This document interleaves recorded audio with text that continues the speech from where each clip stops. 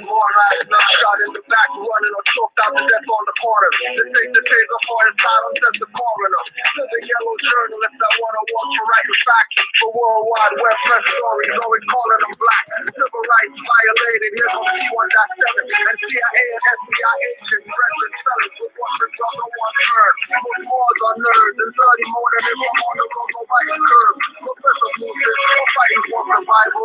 Making wars models won't happen, calling us captain rival. Inquisition is governors and secretaries of state. Got stateless on your tables like ribeye steak. With no care, blood dripping. They eat blacks rare. Forward wearing keyboard gadgets, pretending they heirs to the bastards that state Muslim Al-Aqsa. Sailors blood so bad the horses vow on service agua.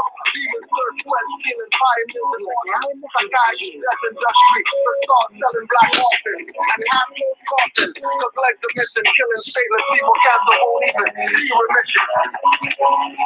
More lives matter. Black lives don't matter.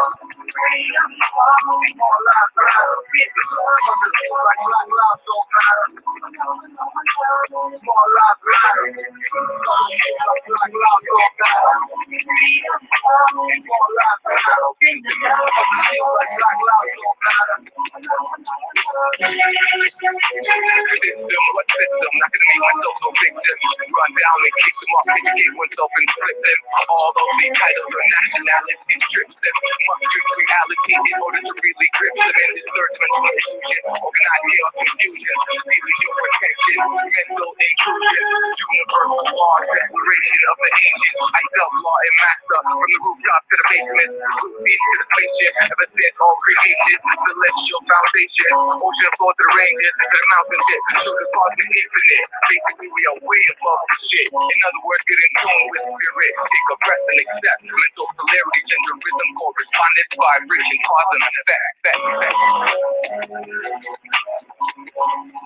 More lives matter. Black lives don't matter. More lives matter. Black lives don't matter. More lives matter. Black lives don't matter. More lives matter. Black lives don't matter. More life matter than I'm thinking on the sound of. If you're protected, what's protected, you can last long. If my perspective on this, let me do a replay.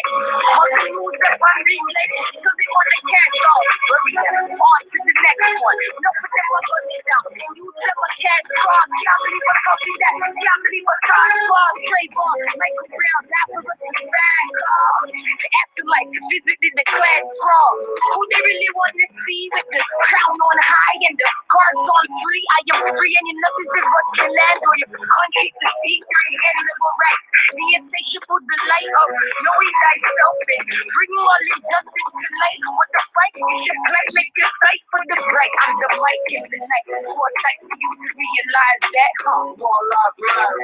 Black lives don't matter. More lives matter. Black lives don't matter. More lives matter. Black lives don't matter. More lives matter. Black lives don't matter. No.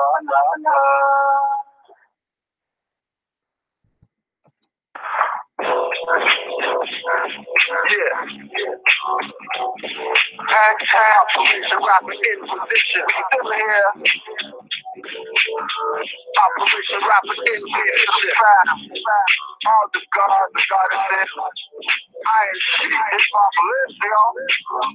The deaf won't hear and the blind will see. The hidden message in the words of Drew Ali. Indirectly, Drew Ali. One of the names of the prophets internationally. Drew said more, but bring it nationality. Cause it's not Ethiopian or NBC. We found it. The Timothy and 28 leaves saying that they will cause the big debate. So I needed to clear up the mess. for most debate, so they can big up the chest to prove what they know and what they can do. We creating the way that was created by Drew. When you know that you let him say the few humble themselves and the fucking jungle itself. Just for me, keeping my goal while they trading their jewelry. Charge the week and make the base fool me. You fool me? In your dreams, does more things make the mule me, fool me. Who's the real truth? Read it. Esteem more than religion is my mental degree. And where everybody's supposed to be. If not, I guess that's not where you're supposed to be. Hopefully, Drew, I will be seen openly and realize and be seeing something you can be. The devil on the air, Bravo, see me, the message in the words of Drew Ali. The devil on the air, Bravo, see me, the message in the words of Drew Ali. The devil on the air, Bravo, see me, the message in the words of Drew Ali. The devil on the air, Bravo, see me, the message in the words of Drew Ali. She's unconscious, towards love is trembling of identity and having no remembering of the more factual resemblance of the ancestral land inheritance. Love being the children, not the parents. Could do any activity asking for clearance. Their minds like nothing but clearance. Everyone can progress in their land, their hands can. It's the status, property creation. Who bleed just like you? If you shag the cases, you walk through there with experimentation, and they use that as an emblem on the apron. And can't be free, it's not more relations. Black or more Europeans or not Caucasians. Coming to the new world of civilized pagans. We're supposed to harvest from Mars on hills, we send in the nation. The devil on the air, Bravo, see me, the message in the words of Drew Ali. The devil on the air, Bravo, see me, the message in the words of Drew Ali. The devil on the air, Bravo, see me, the message in the words of Drew Ali. The devil on the air, Bravo, see me, the message in the words of Drew Ali. The transcend and the sin in it. It's a journey, it's like the Lord traveling. World, the sound within. They gotta touch you as we excel. Pass all the good truths and the lies they tell to keep y'all from drinking at the well. Divine love that's the fountain of youth. The shit the alchemist secret. Restoring true unity. Resurrecting the community so every day you make the fight. No retard, express God in every demonstration. Penetrating to the depths of the mind. A noble chief, well kept and refined. The feeling is right like the stuff on serious. This musician is the son of man. I look for things on the canvas of my soul to replenish the whole, replacing the old. It's really cold, equal to the pen and cold. Latest and original MC is relevant, and the style is intelligent, but I keep it interesting. Drop it to math in the cipher if you enter in. The law is the fissure. You study yourself and be renewed. That's elevation, restoration, through contemplation and meditation. Now the soul's navigating, manifesting all creation. The room you get is light, utilizing the light on the path. My body is an astro lab. I take the right action in my combat. It's a passion for internal alchemy.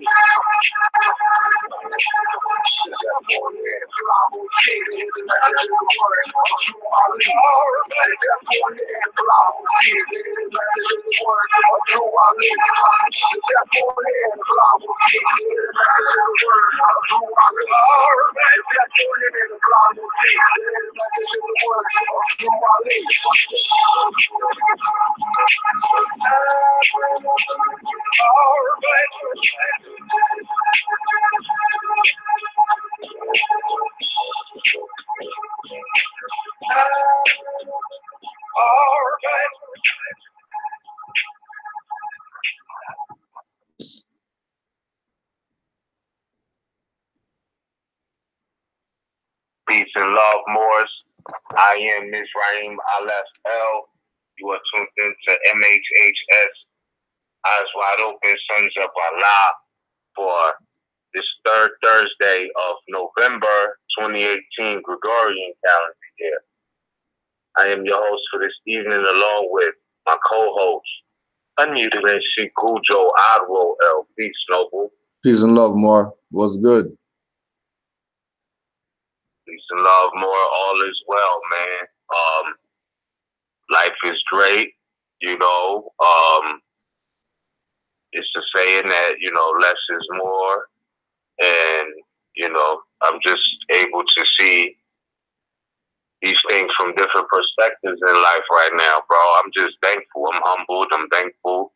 And, you know, I wouldn't bro. I wouldn't change a thing.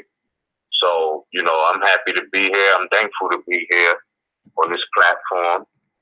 Big acknowledgement to Sister Standing on Law, Harvey Bay Publications, Moorish News WordPress, you know, I need you, all Moors that I've met on my path, like in the flesh. Not the 85ers who came in on YouTube, no knock to them. I'm just saying, like, really, those that I know in spirit, that I haven't met. Just, you know, everything in life, bro. Everything in life. Islam. I'm just thankful, you know, a new beginning. And, you know, you got to give thanks. Hey, you know, it's crazy, too, because next Thursday is supposedly so-called Thanksgiving.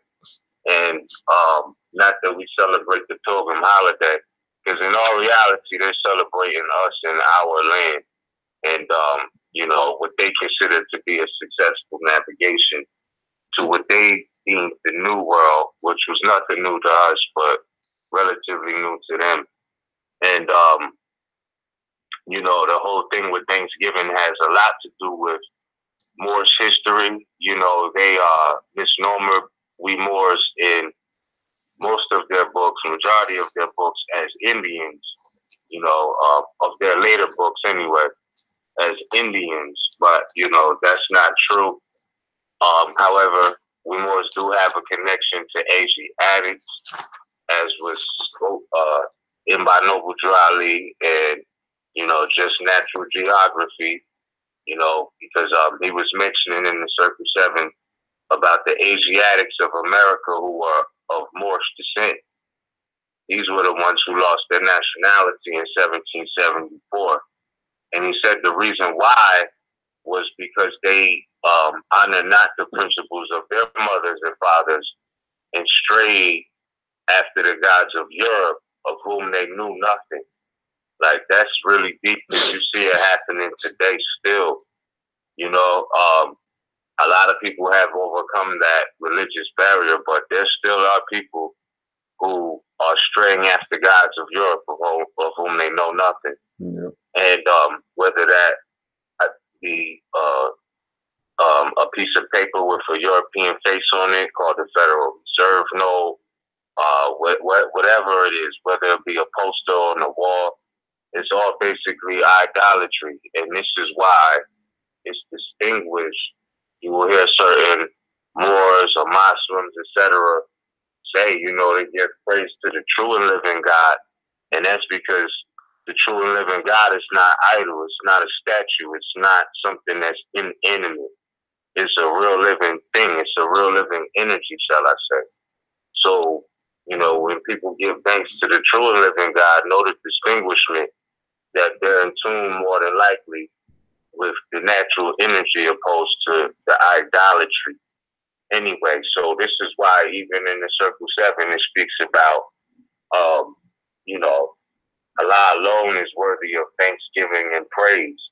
And it's funny that it says that word, Thanksgiving, because they actually made that a holiday. But I don't know what chapter that is, but those who've been, you know, on the same page know that what I'm saying is right and exact, that it mentions that in the Circle 7 Holy Quran about Allah being the only one worthy of thanksgiving and praise. But I'll speak from my experience real quick. I remember going down to so-called Virginia, which was like the first English company in North America. And we went to a plantation. We went to a couple of plantations. And, you know, I picked up a little bit of knowledge that I didn't know before, right? At one of these plantations called Berkeley Plantation, it was a European lady there inside of the house where they had literature for sale, DVDs for sale, certain proclamations, backyard, all of these things. And she was saying that the first Thanksgiving was not technically up in what they call New England today, that it was actually in the first English company, Virginia company of in England or London. You know, either way, that's where they proclaim to have to be the holders of the title for the first Thanksgiving. But that's European history more so, which is relative to us because they was giving thanks for safe travels and making it to our land. And there's a lot of history that goes post arrival. And I know this is human knowledge, but still in all, it's worthy to know because this is how we know who we are and give thanks for that because that's really all we need to be is ourselves.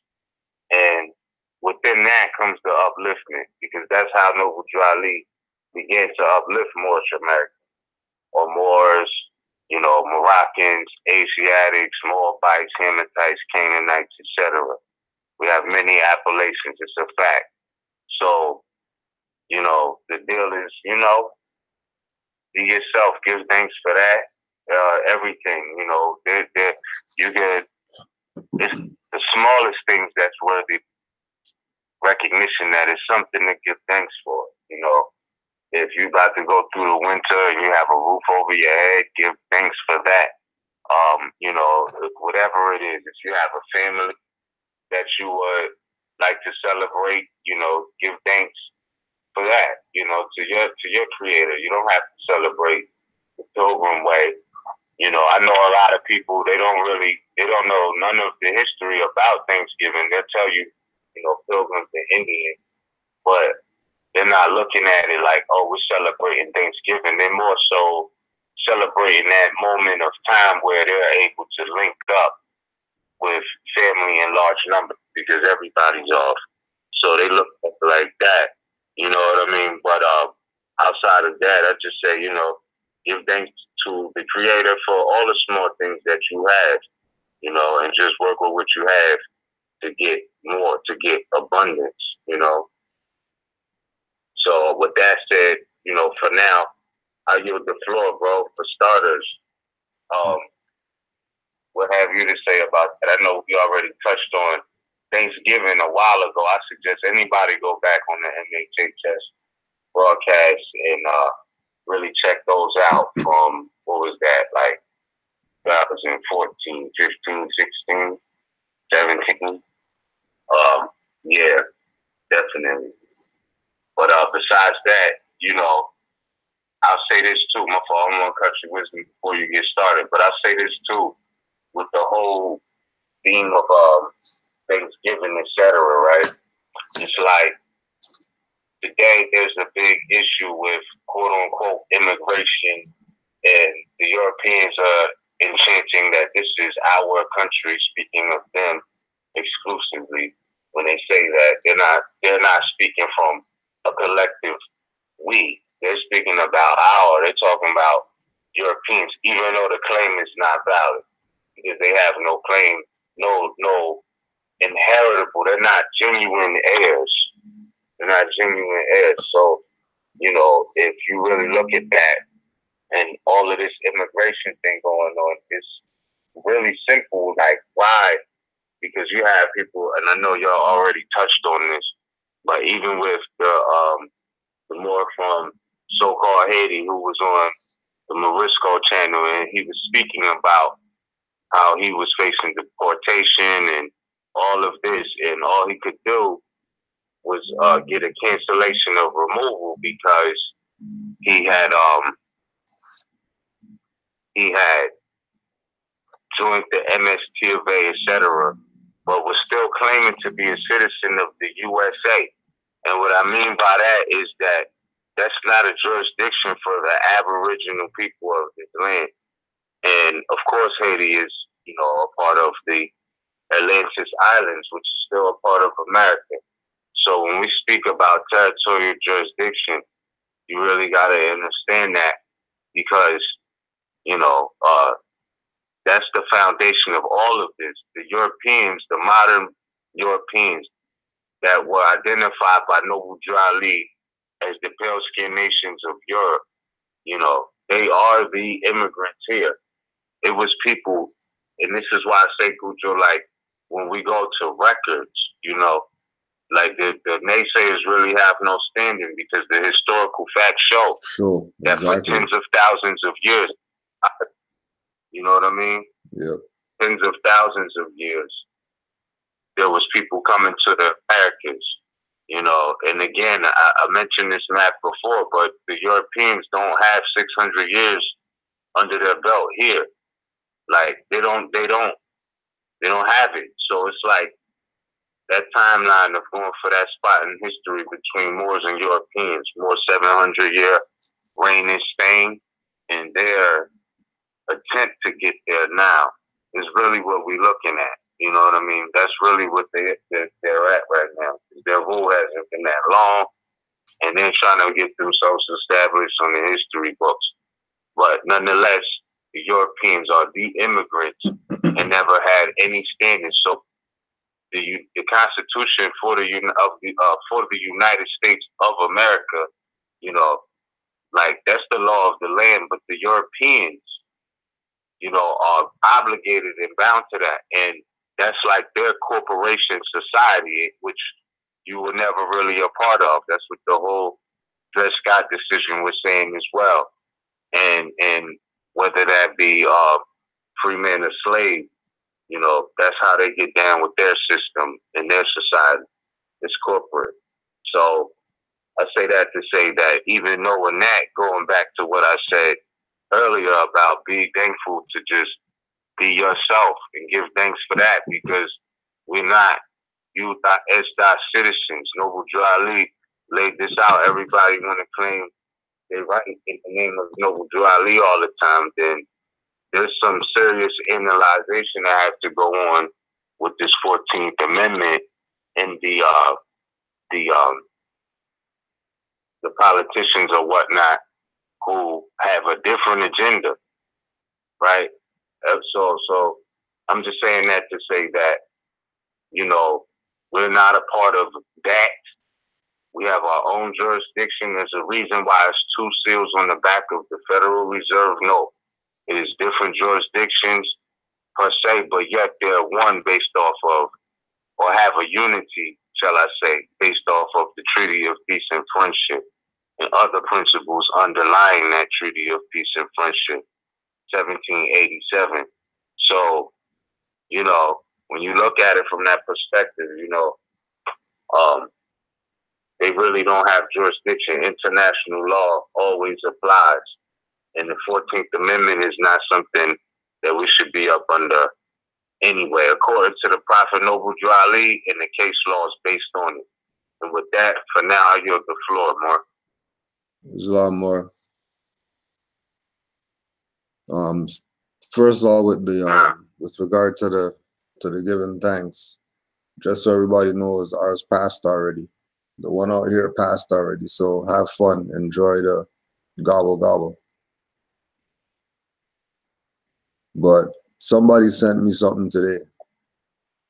If everybody could do this, we'll do it like this. Just close your eyes and visualize a child lying on the ground in the stance like he's about to do the push-ups. Right, lying on the ground, stance, and right under him there's a pool of water. There's a pool of water right in front of the little man. And he's in the push-up position with his lips to the water.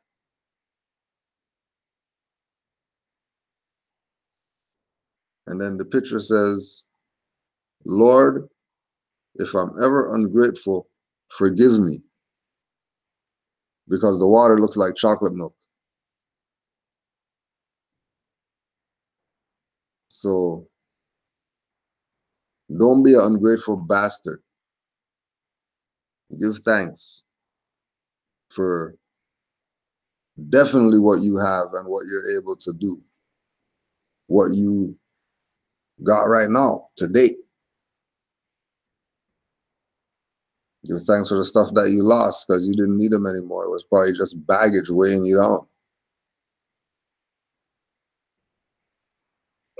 And like we're saying, you know, once you give praise to the Most High and the ancestors, then everything else is pretty much accounted for as far as getting their prayers or their honors. So as you already said, go back to the ancient foremothers and forefathers, because ancient foremothers and forefathers, God was the true and living God, not some invisible whatever in the sky or devils or some under the ground, whatever. So we give thanks for being able to have higher thinking. You know, of course, we have to give supreme thanks to that same universal force sending us its love thought in the flesh, Noble Drew Ali, to remind us that, don't forget, you're not Negroes, blacks, and all that. You don't need 14th Amendments and stuff like that. You know, you don't need that corporate jurisdiction. You have a higher jurisdiction than the corporate jurisdiction. It's interesting that you brought up the Europeans being the foreigners and the countries, or the foreigners and the colonies. There was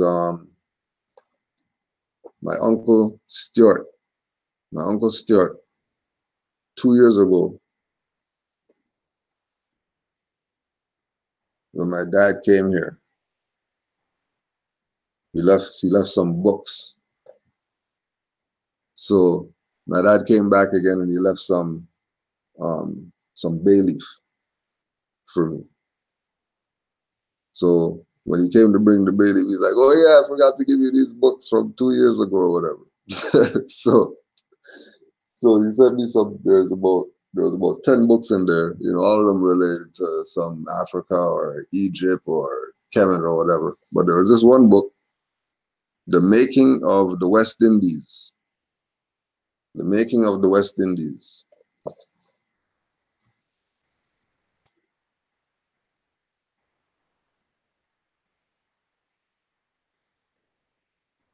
The Navigation Act, passed by the Commonwealth government in England in 1651, led to a dismissal of the Dutch traders from the English islands. By law, English trade was now to be confined to English shipping. This was confirmed in 1660 when England became a kingdom again.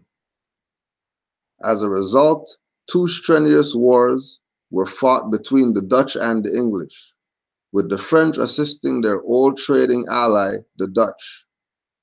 In the course of the struggle, almost every settlement in the Caribbean was attacked, and the Dutch colony of New Netherlands in North America was seized by the English. By the Treaty of Breda, B-R-E-D-A, in 1667, the Dutch were awarded a newly settled English colony in Suriname in exchange for New Netherlands, renamed New York. But England was not forced to abandon the navigation laws, which was what the Dutch had hoped for. This was a serious setback for Dutch trade.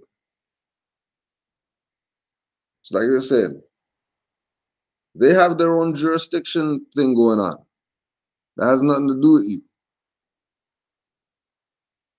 So when we look at Noble Drew Ali and his presentation to the Moors, for example, one of the things that he presented when you look at the charter for the Moorish Science Temple, Moorish Holy Temple of Science, is that it's a dual seal charter. There's an obverse to the charter and there's a reverse seal on the charter. The reverse seal is the corporate seal. The obverse seal is the divine and national movement seal, because that had superior jurisdiction.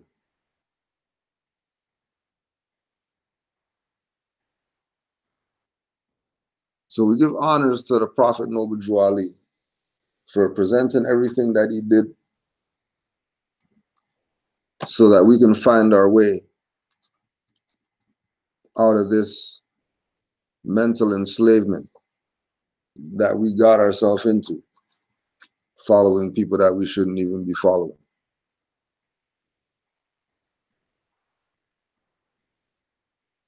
One of the other things that we were talking about was the color of law in the sense of the 14th Amendment. And to stress the point again that Noble Drew Ali told Moors about constitutional enforcement. And for Moors not to forget that the so-called jurisdiction that they say Canada is in North America. So don't look at we're separate from something. Right. This is one jurisdiction of North America.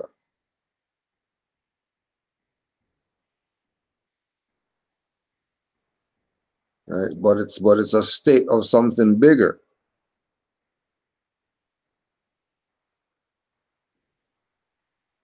It's tied to something bigger. And as Canaanland Moors, we're tying ourselves to the thing that's bigger. We're not Moor Science Temple here, even though we're that.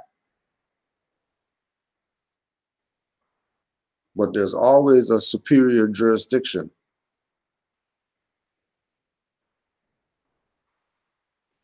Right? It's like a hierarchy. But in the hierarchy, from the custodian to the CEO or whatever, you have a position that you can play. Which position do you want to play?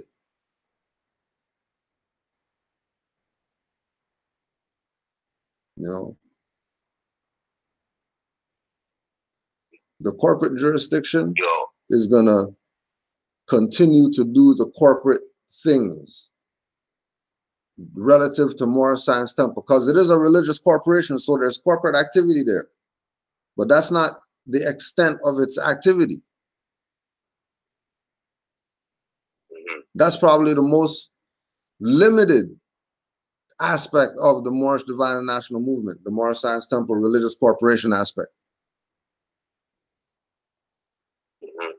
Because that's basic, just teaching you, you know, how to have meetings and how to, you know what I mean? It's not really dealing with government yet.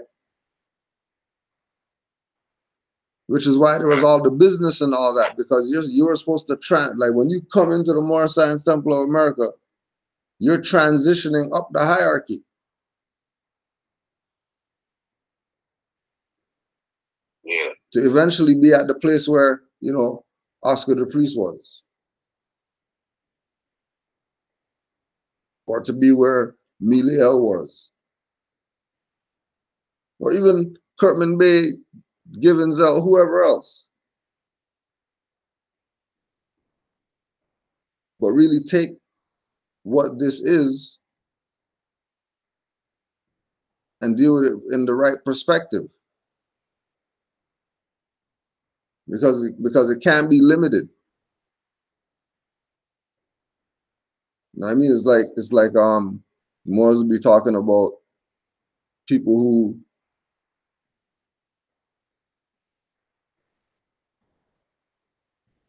are in South America, for example. Like they're in South America, they know that they're the Aboriginal and Indigenous people.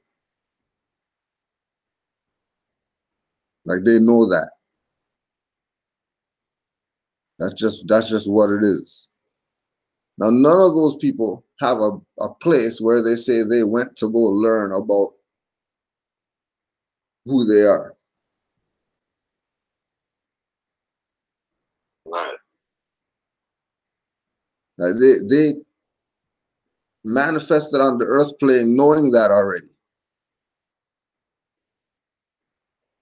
Indeed. You know what I mean? So you really, you know, so all these different levels play, you know, different quote unquote departments in the mirror reflection of what they took from us and did for themselves, that now we want to run to them and join their stuff, opposed to proclaim our nationality and have our own government. You know what I mean? You us be part and partial with them when you could just have your own stuff.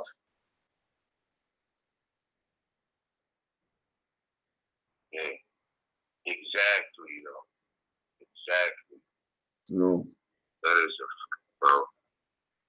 My goodness. Yeah, but I wanted to say this too, bro, because you was mentioning about the temple and acknowledgement, and I give thanks for the time we went to the Thomas Jefferson building, right? But in there was, you know, the Library of Congress, bro. This is a recognized maxim. You know what I mean?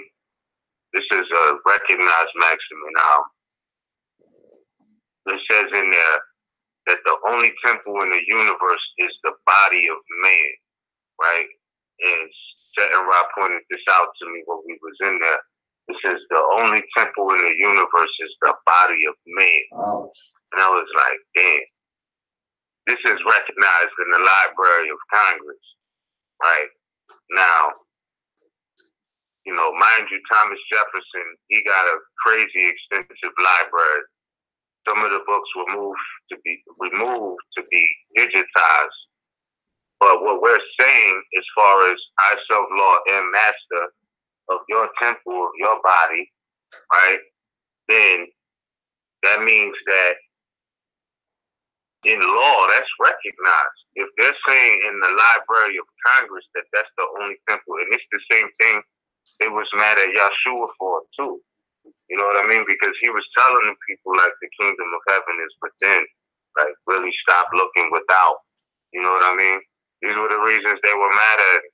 So it's like, when you see this same attitude towards who may not be attending a temple every Sunday or Friday, whatever, you know, I mean, it's just like, can't knock them for being on the high end and just existing. Like you said, some of these people come here knowing already that, you know, they are who they are, just like every other natural creature on this planet, you know. They just do what they do. Like, they don't go to school to learn how to be themselves. They just be, you know, and that's and of course, they ways and habits from their mother and their instincts and all of these things. Don't get me wrong. But for the most part, they just be, you know, they don't question it. They just, you know, go along with what it is. And then they unfold and be able to do it themselves. So, you know, that's just what it is. A lot of this is just pure common sense. It's just pure common sense. And this is what we have to get back to, because man is mind. We think so carnal, you know. But if I could take a minute real quick, because you mentioned the fact that Canada, you was talking about Canada and the fact that it's still North America. And it's a very important point. And I'll just use citizenship as an example, because this is what it's about, right, in the essence. I recall I think it was Plea to the Nations. Forgive me if I'm wrong.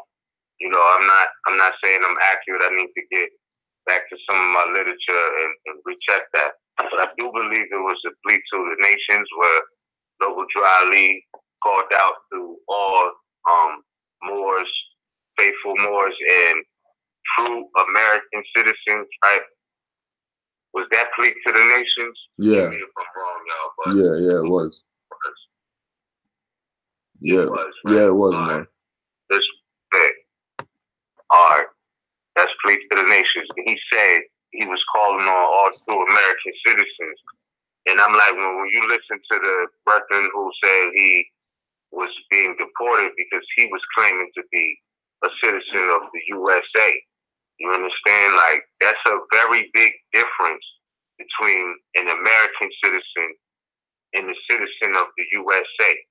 It's a different jurisdiction. It's a different classification. Because when you're talking about America, that's all the way from Alaska down to so-called Chile, right? So we already know Argentina, all of that. So we already know the geographical jurisdiction of citizenship that you have to be speaking of when you say American citizen, because it is not equivalent with a United States citizen or a United States of America citizen, or even a Canadian citizen, because American citizen trumps all of those jurisdictions. Like, it's the part of the bigger that you were speaking about. So again, you know, if you got to really consider this, like, they did a number on our people's mentality with the geography, starting with the maps, you know. So when you look at what they did with the maps and how they changed them, and colonized them, and modernized them, you already know, you know, that the borders that they set up and all of these things are artificial. They're not natural law. That's not natural law. Natural law is supreme or superior in obligation to any other. So if that's the case, then you have to know, again, territorial jurisdiction, because American citizen could be from Mexico, American citizen could be from so-called Canada, Canaanland, you know, but a United States citizen is strictly dealing with the so-called states. That's a corporate jurisdiction. That's not de jure land. So either way you look at it, just as citizenship as an example, you know, you can see the difference in the jurisdictions. United States, state, citizens, all of these things are non-relevant in natural law. That's not to be renegado, that's just a fact. So yeah, Mo, I wanted to add that on because in natural law and in geography, you know, they did a number with the geography and the maps. And people today still don't know the difference between America, the United States, Canada, all of these being corporations, opposed to the Al-Moroccan or American land. So our people are mentally damaged from lack of knowledge of geography, bro. That too. Yeah. You know. So when he said all true American citizens, that's a very specific, you know, class of citizens he's talking about. He didn't say all true United States citizens. He didn't say Canadian citizens, Mexicans, Italians. He said all true American citizens. That's, you know, what it is. So with that being said, I'll yield the floor and say, you know, geography is definitely something our people need to understand, even continental, because there was a time where there was a continental Congress. The Congress was continental. You know, and United States is not just the continent. The United States of America is not a continent. North America is, and that includes Canaanland. So, you know, people have to know the land. That's it. It's long. You also had mentioned natural law. Just put common law out there. In a wider sense than any of the foregoing, the common law may designate all that part of the positive law, juristic theory, and ancient custom of any state or nation which is of general and universal application, thus marking off special or local rules or customs. So us saying American citizen, and then us translating American to the people who were here, copper colored, before the Europeans came here, or the Al-Moroccans,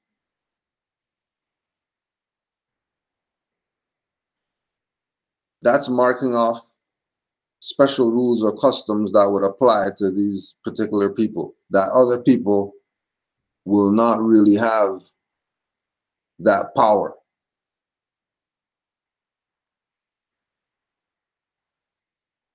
Because the only colorable jurisdiction are the corporate ones here.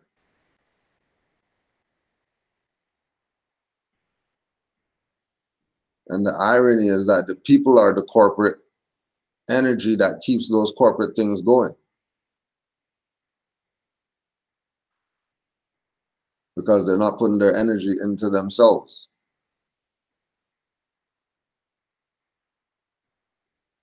Like Juali laid out for us the jurisdiction of the Moorish Empire. And then people are going outside of that ancient juristic positive law theory and limiting it to some religious corporate activity.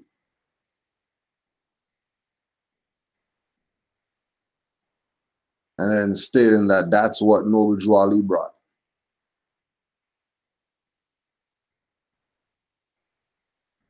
I mean, if he said American citizen, he's talking about nations.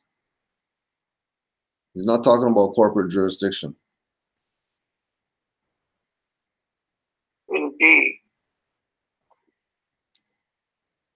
And again, to touch with the thing on the citizen, don't think that maybe that stuff wasn't put on there on that nationality card. Because it doesn't make sense to me that Noble Juali would put citizen of U.S.A, but never, ever, ever in any of his literature identify anything as U.S.A. Exactly, bro. And one thing that be killing me, bro. And there's no way that he couldn't make it a smaller font so everything could fit or whatever. Right. You know what I mean? Like, so there's no explanation for me other than somebody put it there. No different than somebody said partial. You know? Remember, remember the Moorish movement was so big that a grand sheik who might have been a sellout or whatever could go to, you know, the coroner and get a death certificate changed to say stuff that they want to say.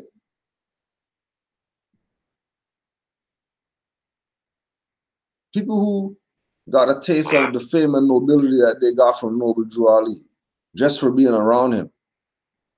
They got drunk with that power. Don't get it messed up.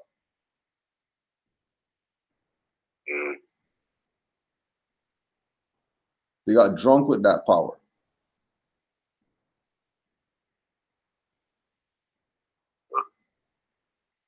You know? So know that when you go check certain court records and you're seeing Morris Science Temple versus Morris Science Temple, like what are you talking about? What do you mean? What do you mean two Morris Science Temples of America are going after each other? And then some European foreigner is the freaking magistrate or whatever. Right. You think these people didn't freaking sell your stuff out? Straight violating the prophet, calling the Europeans on their brother and all of that.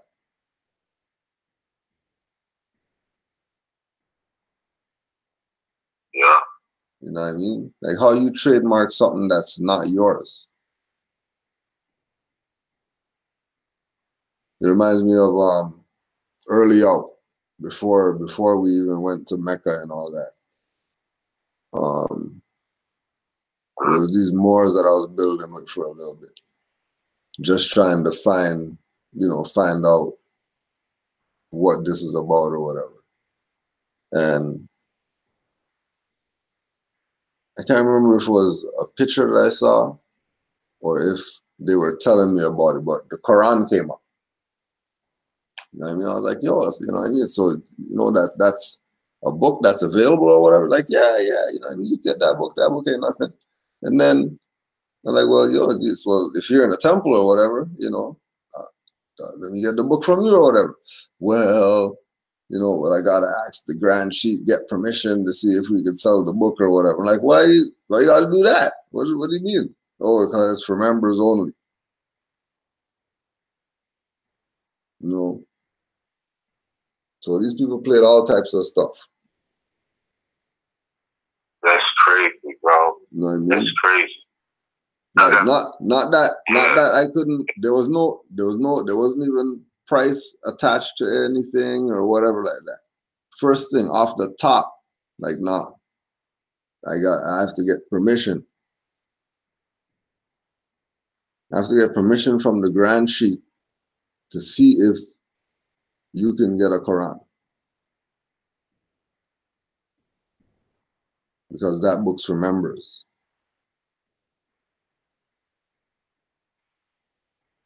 But yeah, the priesthood has gone mad for real. Yeah, right. That's another maxim. That's big facts there too, because I remember how I got my first Holy Quran of Mecca. I was staying on the island, so-called Lang City, and it was a Muslim store. And I had dropped some books off to them one day. It was like, are you in denial your ancestry, nigga problem, etc., etc. Nigga industry, I think.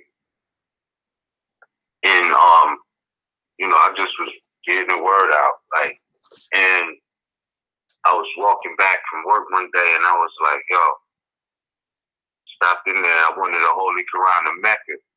So I asked the brother, you know, where can I get one from? And, you know, I was like, I didn't really want to go to the mosque and whatnot. I was like, can you get me one? He was like, yeah. He made me wait like a month, though, before he got it to me. And when he gave it to real talk, he did. See if I was serious. I had to go back like 4 Sundays straight, bro. He kept telling me to come back on the Sunday. Next week. And then I opened it up, and I was like, wow. You know what I mean? I've been waiting for this. This one, I was like, just turning 21. And I was like, yo, like, I've been in my early days, you know, just by default. I mean, we was that by default, but like, I wasn't like, you know, wearing the kufi to school type of thing. You know what I'm saying? Like, I had felt big, you know what I mean? And it was like, when I really got to read the Quran for myself, I was like, oh wow, you know, I just seen a lot of things that were consistent revelations I haven't had before. But the brother, he wasn't holding it back. He just was seeing if I was serious. Yeah. You know what I mean? And he did get me one. Yusuf Ali. Like Yusuf Ali, and I still have it to this day. And I realized this too. The Quran is actually a law book. The Holy Quran of Mecca is a law book. And the reason, you know, the reason that I really started inquiring to get the Holy Quran of Mecca was because I was reading the 101s, and on the back of the 101s, I'm seeing like Noble Drew Ali is saying, you know, our authority is derived from the Holy Quran of Mecca. So I'm like, oh, I need to get into that then. Like, what is that saying? You know, I've been around it, but I never read the text like that. You know, so, and when I did, I was like, oh, I can see why. You know what I mean? But nobody fronted. It wasn't like, oh, you gotta come to the mosque and get it, or, you know what I mean, masjid or whatever. He gave it to me. You know what I mean? And it is a law book, but you have to know yourself and your history to see how so. So yeah, bro. I don't know why they were front, like, you know, you can't get one. I could see if they were seeing if you were serious enough to get one, but like just trying to block that, I don't know what's up with that, bro. Yeah, it's just something that just came to me right now. I might have mentioned it before, but it's something that never really registered back then, that there's something wrong with that. You know what I mean? Because I'm looking at it like, okay, well, I guess that's how this religious whatever thing runs. You know what I mean? That those particular things belong to that. You know, doing the same club thing. You know what I mean? Yeah. Like when people see the circle 7 ring and they say, hey, oh wow, there's a 7 in the circle, what's that or whatever, and I say, oh, a dream catcher. They already know what's up. Mm-hmm. Yeah. You know what I mean? Then they start talking about shamans and they start talking about, you know, ayahuasca, and they start going into things that, so you know, then usually you guys just playing around, you know. And it goes back to the story with brother Sheldon, when him and he has his European friends or whatever that, but he found out he's a Moor, and he's telling them, they're like, yeah. Like, how come you didn't tell me? He's like, yo, you never asked and shit, so I ain't telling you nothing.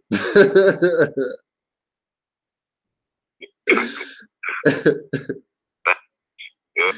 You never asked, yo. So everything. what you want, you know? Yeah. But yeah. The only way to is to ask, I guess. Yeah, right. Or unless it's just blatant obvious, you know.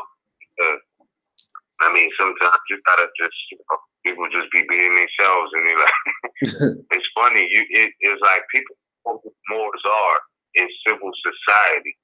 Like, I know they be trying to run the slander campaigns and all of that, but even out in the world, like, you know, there don't really be like too many discrepancies like that. Maybe here and there, people never heard of it, and they like, but if you know how to stand on your situation, you know, I don't see how problems can really arise like that. Yeah. I mean, they do. Don't get me wrong, but you know, I don't know. Just gotta be what you know, and if you don't know, then it ain't gonna make no sense. To anybody else, it doesn't to you. You know. Yup. Yeah. So yeah, more. Let me see. Let me call this real quick. It's just going in. Peace to everybody in the chat too. Oh yeah, just love to the chat Moors. Yeah, hold on. I'm about to see if we have any callers. Yeah, we got one caller. Let's take our first caller, bro. Yeah, we could do that. See what's going on. Damn, hour's gone already. Listening after the call. It did? Oh yeah. The hell? It did, bro. All right. Yeah, we still got like 2 minutes before hour ends. But I mean, we got one person that obviously has a question right now. Yeah, straight. We can pick up on it, you know. All right, cool. Caller 5478. You back on the air? You with us? Yeah, Islam Muslim. Islam, boy. Nah, peace. Yeah, this is Muhammad Bey calling from Crescent City, where they named it Orleans Parish, Louisiana. And I just want to speak on the 14th Amendment. You know that the 14th Amendment belongs to the United States government, and we know that the United States government is a city state. So obviously it's corporate America. As far as the prophet does have, I am a citizen of the USA, which we know that he's talking about the Republic. Now, the 14th Amendment, we said that's basically just corporate citizenship. So, it just makes sense. The prophet had us voting before the Civil Rights Movement even begun. So that shows you diversity of citizenship for Moorish Americans. That's all I wanted to speak on for the 14th Amendment. Islam, I hear the flow. Yeah. From what I understand, from what I understand, the prophet was speaking on casting national ballot. Like, I don't know, maybe somebody could point me to something different, but I never really heard him speak about voting. I did hear him write about, or see him write about casting a free national ballot, though. Like, if anybody has any other reference, point it to me. I might be wrong, but that's what I recall. Was that Divine Warning? Divine Warning and a couple So, others. I mean,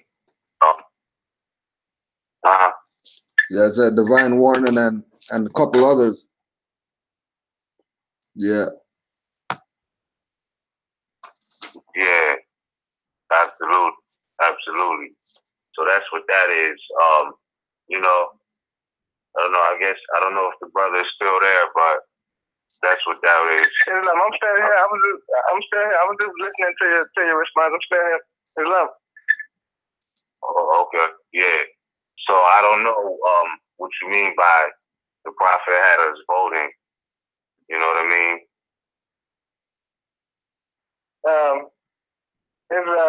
I guess there's some type of shot that got going around, some type of screenshot going around as far as on social media showing that the Moorish Americans completed voting. And then there's also an FBI report showing that it was a sheikist that took her entire temple to register for the Democratic Party. And they all voted. And this is long before the civil rights movement and the civil rights movement of the 1960s. So that's what I'm saying. That that's why he's the prophet. I mean, he knew how to enforce the Constitution. If you read it, you will see. He was ice water with it. I mean, he was voting for the civil rights movement, and we know that that's the same 14th Amendment that was ratified in 1868. That's why he's the prophet. Islam, I hit a flow. Hold on. So are you saying that our people was voting under the 14th Amendment, or the people that's what Noble Drew Ali had people doing? Is that what you're saying? Like, he had people voting under the 14th Amendment that was ratified, you say, in 1868? I'm saying that the prophet had us voting, but I'm not saying that it was we weren't voting for as with the corporate identity, but rather with our nationality card. Moorish Americans successfully as voters in 1928. So yeah, this is just like a screenshot that just floating around on social media. And I'm matching that up with the FBI report that I'm reading, and I'm like, oh, that's why he's the prophet. He enforced the Constitution. But remember, this is almost for the civil rights movement. But during that time, you weren't talking about the U.S. that you have today. It was a different jurisdiction before 1933, even before 1929. So to look at it as the same as today, like, oh, well, what he did back then, we could do today. You can't really look at it like that because things are different today. You have imposter governments and corporate governments and rogue governments and all different types of entities pretending to be government, pretending to be branches of government, pretending to have created constitutions that made countries, and all these things are corporate. So to put your free national name in that is really going against what Noble Drew Ali said, which is the 14th and 15th Amendments isn't necessary. You don't need to be voting because we have our own stuff. If you're going to vote for somebody, vote for a Grand Sheik or a Grand Governor or something. Why vote? That's what the Grand Sheik was doing when she took the whole temple to register for the Democratic Party. So obviously, the Grand Sheik was well fed. This was coming from an FBI report now. So I'm just like you guys. I'm putting putting together pieces that should have been put to us years ago. You know, so I'm like, hold up, man, we was voting for the civil rights movement, but that's the same 14th Amendment that was ratified in 1868. That is, by the way, is unconstitutional. So that's why I'm saying that that's why he's the private. He can enforce the Constitution.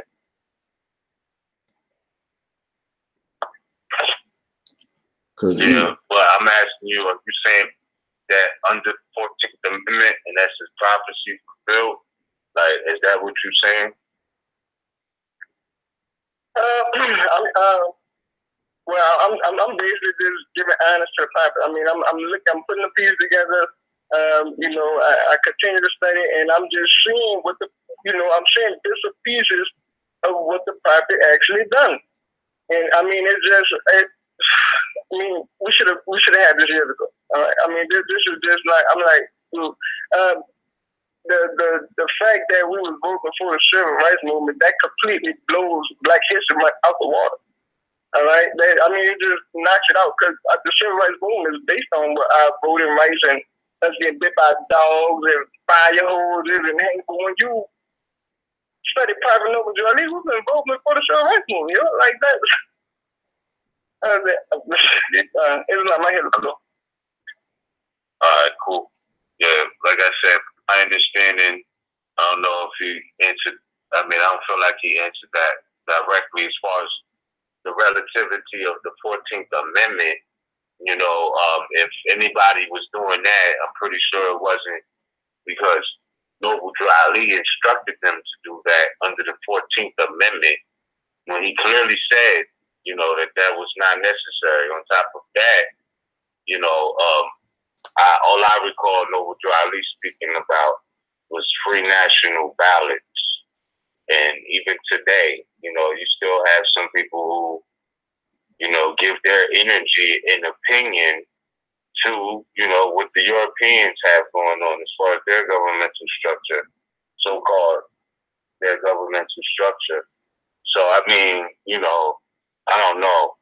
You know, people do what they want. If you feel like that's your right, you know, whatever. But me personally, it's a joke at this particular point. It's a joke. Is this especially if, sorry to cut you more, especially if she as Moorish Science Temple and whatever like that is gonna go and take all those Moors to go vote Democrat. How are you gonna vote Democrat? Right. Like, doesn't that let you know that she's sold out? How are they voting Democrat? That's not the jurisdiction that if Asiatics are gonna vote, that they should be voting for. They should be voting for Republicans. Especially since Noble Drew Ali talked about Republic and all that. Exactly. Now that sounds like they're violating the prophet from what I gather, because there's nowhere that he promoted Democrat. And if they took all those Moorish Americans to go vote for a Democrat, then no wonder we're in the situation we're in. Especially by the way, I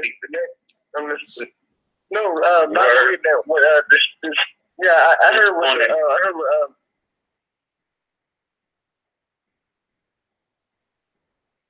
the Sheikhs that took the temple to register for the Democratic Party. That was in 1942, so that was a bit, you know, after the prophet had passed.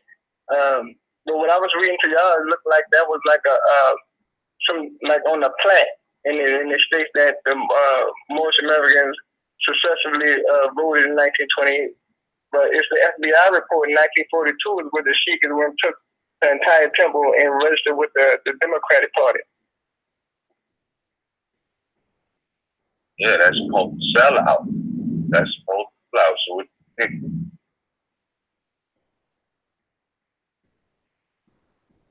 Real talk, like what you think?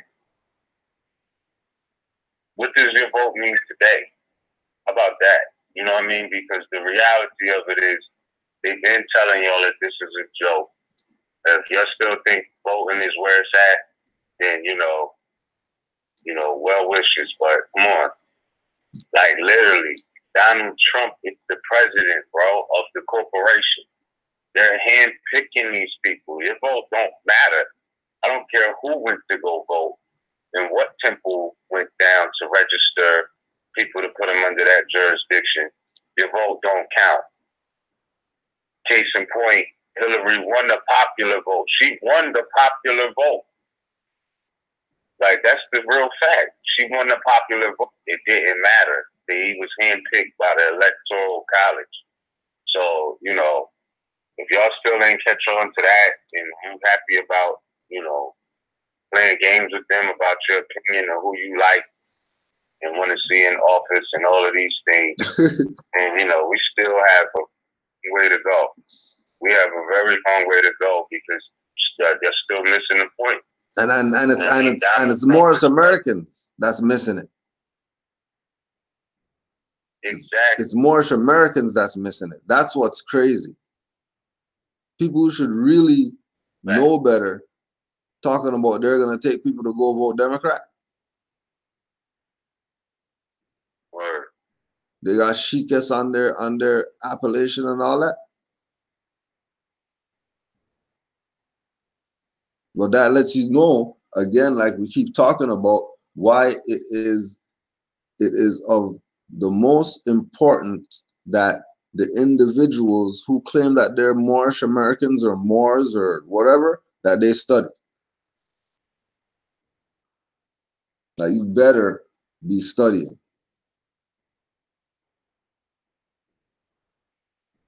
Like, you better be studying. I feel us voting today, not a proper person. Of course, we ain't gonna get no results at all. But the plaque that I read that says Moorish Americans was voting in 1928, there was any proper person, and when the Sheikh did it in the 1940s, there was any proper person. But today, no, it didn't. No. You know what I'm saying? No, it didn't. I mean, you just stay popular, straight up, because just voting as that corporate construct, that 14th Amendment. So, I mean, us being a proper person and voting, I say, yeah, we can do something. We can make a move with that. Because everybody ain't a proper person. But now, no. I mean, you listed as a Negro. So, no. Yo, so she did this in the 1940s, right? What did that have to do with probably it passed in 1929? Like, how did he make them do that? Like, how was that his instruction? Was there any evidence of him, like, taking people to vote before that time? Because 1940, you said 1940s? That's around, like, World War II. Right. It was 1942. Let me actually read you the clip that's from. It's from a FBI report, and I have the link. She says within the 1942 FBI report, Mary Cliff Bay was said to live at 437 South 9th Street with 7 other people with the last name Bay. The Moorish tip of America in Louisville, Kentucky was said to have about 50 members. In 1939, there were about 41 members, when Mary Cliff Bay led the members to register to vote, and all were registered with the Democratic Party. According to the FBI files, there was an article about their voters' registration in the journal, and there was much discussion and dispute about the members' legal name. See what I'm saying? So that's why I say whatever the prophet was doing in 1928 that got us to elect Oscar, the Sheik she knew the concept. You see what I'm saying? She knew the concept. So it don't matter if it was a Republican Party, a Democrat Party. We in proprio persona. Yeah, but it does though. The message was to enforce the Constitution. In the Constitution, it says that the only form of government is a Republican form. If you're going to come up under that agreement and state your constitutional stance, and you know, it's like you're just participating in literally a donkey show. Because that's their hieroglyph to represent them as the donkey. So if you don't understand that the only form of government is a Republican form, and under the constitutional law, then, voting Democrat will reflect that you don't know that or have a different agenda or that somebody else had a different agenda that people didn't know. So that's all I'm saying is whether it was intentionally or unintentionally to vote Democrat and sign, free Moors up for a Democratic Party, that's what got people rocked to sleep with Obama. He came as a Democrat and everybody was ready to throw away the Republic because Obama was a Democrat. You understand? So you gotta watch it with those party games because there can't literally be a Democratic Party constitutionally sanctioned. Like it is, they exist, but they're de facto. That's the whole point. Which is why he was saying that there's no need for the 14th Amendment. So, you gotta really do your studies, bro, because that will get people tripped up if they don't know the law of the land. So, but I'm saying that to say anybody today, you know what I mean? Acknowledgement to those who were casting a free national ballot back then, as Noble Dry Lee said, didn't say anything about voting, but a free national ballot, acknowledgement to that. But if you're taking voting serious today, I don't know what's wrong with you. I really don't. Like, because it's been proven over again that it's a joke. It's a joke, man. This is. Even if you do it in propria persona, even if you do it in propria persona, it's more, look at it as more of a joke if you do it in propria persona. Right. Because now you're giving acknowledgement to a fraud.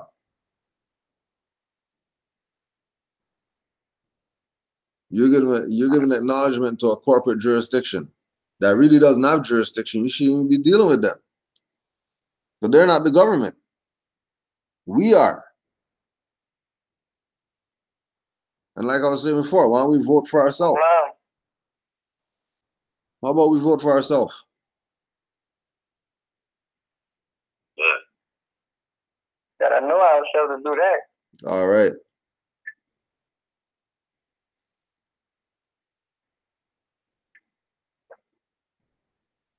There's a lot of things more I hear the floor. Peace and love, more. All right, bro. Thanks for calling in. All right, we're gonna take the next caller. All right, caller 682-360. You're live on the air. You with this thing? Islam. Islam. Can y'all hear me? Yeah, we can hear you, more. Yeah, we can hear you.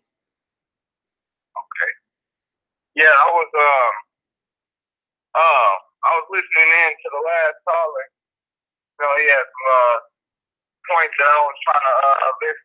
I also have some questions on also with the free national ballot. I haven't really got a chance to look that up. But I know it's got to be different from a vote because when I was looking in the Constitution earlier, I looked up vote also in the Black's Law Dictionary, which is different from an elector. Elector is the only thing that really count because when I was reading the Constitution, it says the vote are really towards the electors. All right. Assalamu alaikum. The vote is really for the electors. And the electors go vote for the vice president or the president. So it's not really, the vote really don't count. For the vice president and the president, is what I read in the Constitution. But my thing is, for like things that's affecting us, like the sheriff, people that keeps their subordinates in line, end and check. Is that what the free national ballot would be putting in our ballot for? Like the sheriff and maybe the voting for the sheriffs and maybe the governors or the senators or the people that's directly affecting us, that's making these statutes, which is causing these I don't even want to call them officers because they ain't been elected. So I would probably say cops was on patrol.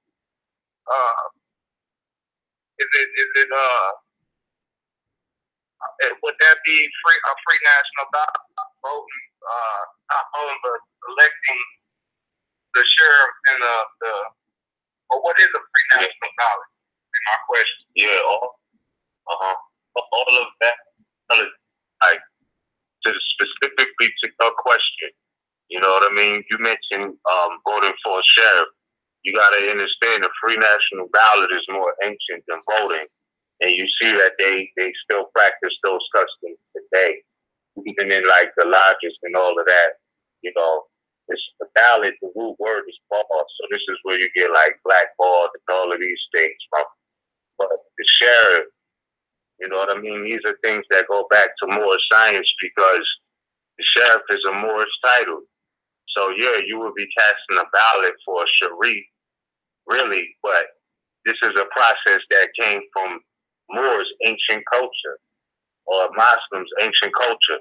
So I'm not saying the European pilgrim today who's claiming to be the sheriff, the new sheriff in town, etc., whatever. I haven't put too much energy into that because I was taught young that today is a joke. So I just know that process comes from certain ancient Muslim customs, which would be casting a ballot. And they still use that in certain societies today as far as ballots and black balls, etc. So, all it takes is certain societies, all it takes is one person to say they don't like you and you don't get in. You know what I mean? Off of one black ball. So these are aspects of ballots. You know what I mean? Because you're talking about a society who was serious about people being in position, and if one person wasn't feeling you, then that was it. It wasn't how many votes you got instead. You know what I mean? Like, all it took was that one to say nah, and you wasn't getting in because you was amongst a tightly knit society, community. They controlled the politics. You understand? It wasn't like, the sheriff got in position and then, everybody was up under him. No, he served the people. So the people was very specific and precise about who they cast their ballot for. But today, it's just all of this is a joke. You see that with even the Bush election, the Trump election, all of these things. So, right? Because when he was saying about the republic, like he was saying about the republic form of government, which was in existence before 1861, before they went to the deal and never returned, right? So that would be like the republic, you know what I'm saying, which is still standing. So definitely couldn't be a Democrat, nothing like that, or a party to the government. But I'm trying to see if his views were to like put a free national ballot, and it would be for a free national like one of us. That's the only way it would mean anything. The only way it would mean something is if the person who they're putting their ballot on has their nationality.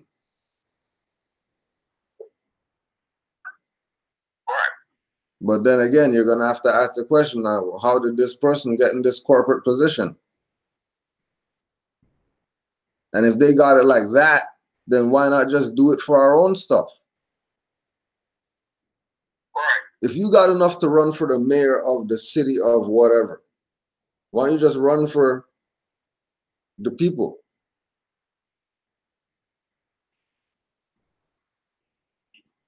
Well, the position was really set up for the people. You know, like they was I'm not sure, but I think they was put in place as trustees for the people, not running the people, but you know, a service for the people. You know, the organic one, not the one at the Tennessee. The organic one was put in place for the people to keep, you know, the peace. And when I looked on a picture, I seen a picture on Wikipedia with Noble Ali sitting by the mayor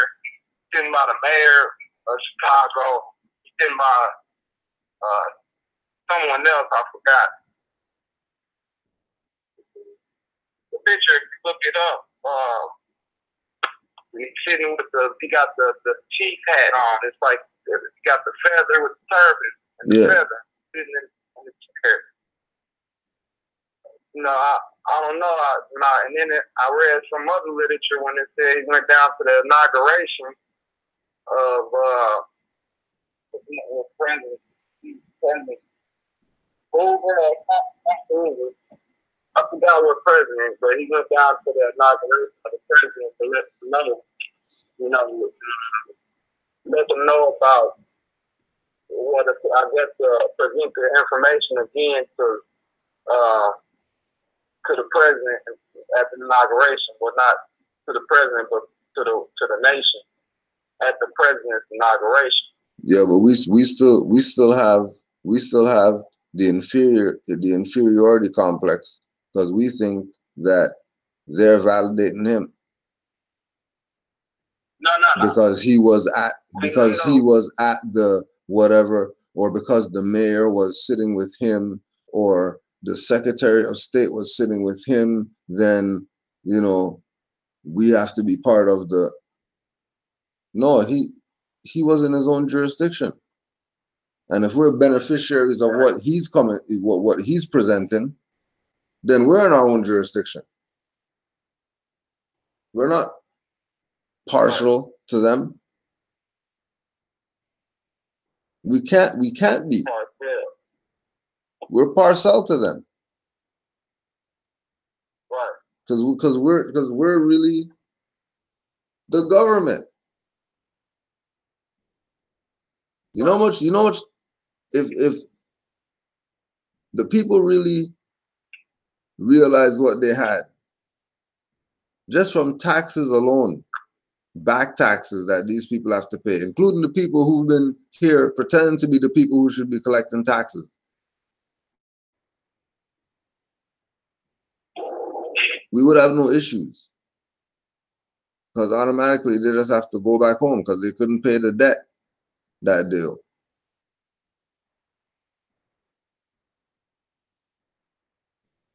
But they owe the debt because we keep pretending that this is some corporate jurisdiction. And we need to get some proclamation from some mayor to be Moors. We're Moors already. We've been Moors. Right. Like when we say cast the, when Noble Jolly say cast the ballot, right? That was practice for us to be casting the ballot for the Grand Sheik and the Grand Governors and whatever.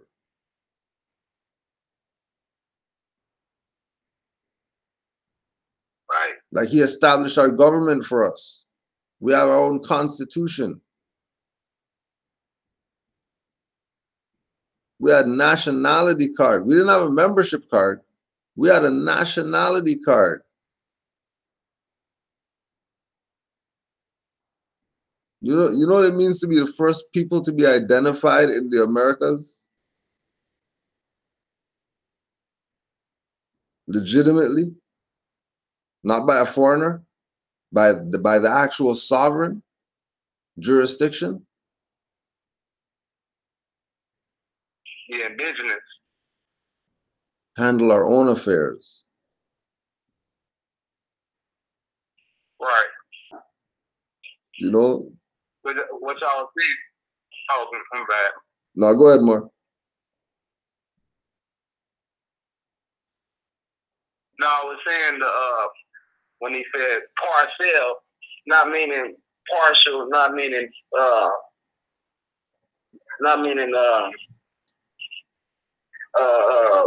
with or in, but a part, a piece of that. You know what I'm saying? Being also, like you said earlier, a dual seal. So being two different, a corporate side, which is the Star Spangled Banner, and then the national side, which is Morocco, but dual together, as one being a corporate side, one being a national side. But what I was saying is not to go down there and ask the president, but actually telling them, I guess, just like he did with the flag, release the flag or release this information that we are the indigenous, Aboriginal indigenous. Like, look again. Let's go back again. Let's go back again to the reference point that you made about,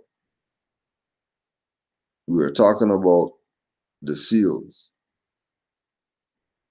And the United States of America has 2 seals. And then the Moorish Divine and National Movement has 2 seals.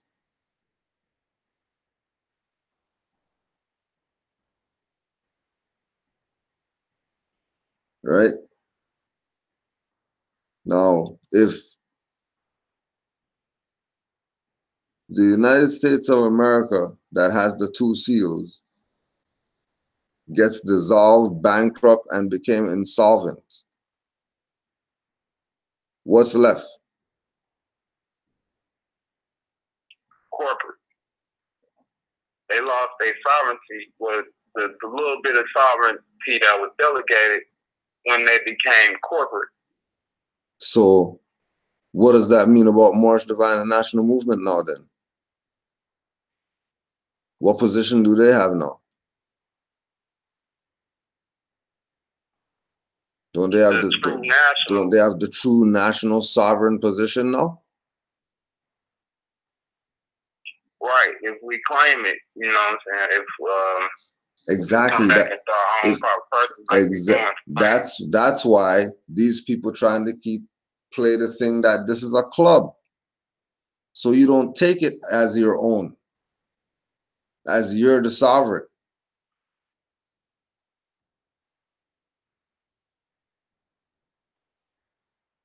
That some corporate jurisdiction has to recognize you. You have your own corporate jurisdiction that recognizes you. What do you need them for?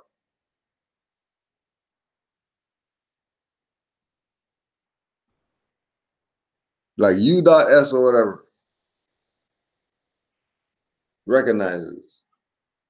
Canada government recognizes the Moors. Okay, well, Moor Science Temple recognizes the Moors. That's corporation too. What's the big deal? Why don't we just ride with the fact that Moor Science Temple recognizes us? Why do we need them for? Why do we have to get some type of recognition from them? Why are they even in the picture? And we know, yeah, okay, yeah, it's because of the training. That's just where it is with us. All right, whatever.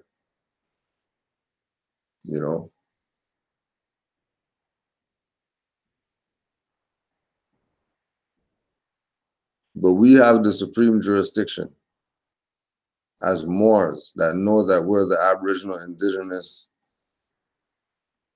copper tone natives. We've been here.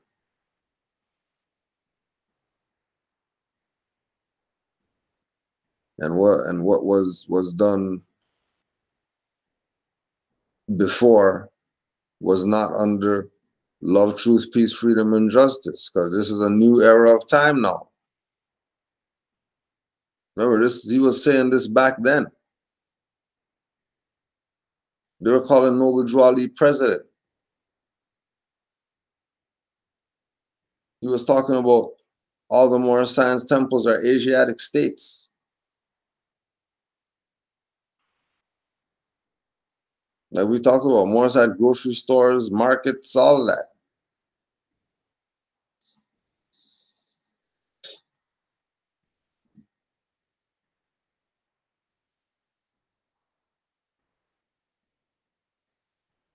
Free national ballot.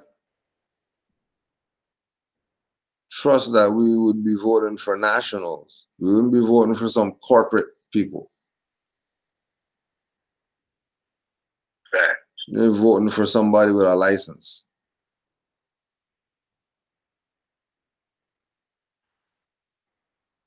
Right. They're in the jurisdiction. Are you gonna vote for them? Well, they're LB, yeah, but they got a license. What do you mean? Vote for them?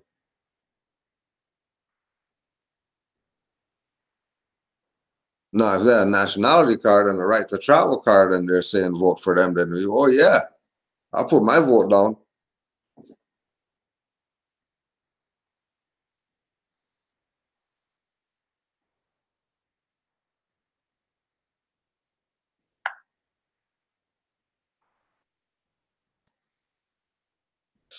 Yeah, and that's a good point, because when he said the 14th and 15th Amendment, the 15th Amendment, don't quote me on it, but it says something about the voting.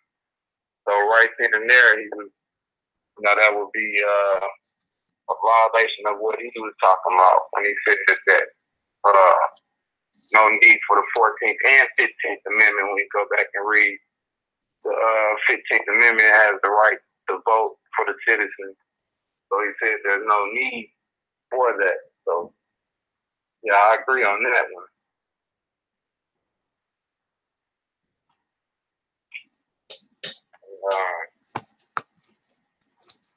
Yeah, that's all I was, can't think of my other question, but that's all I have for now.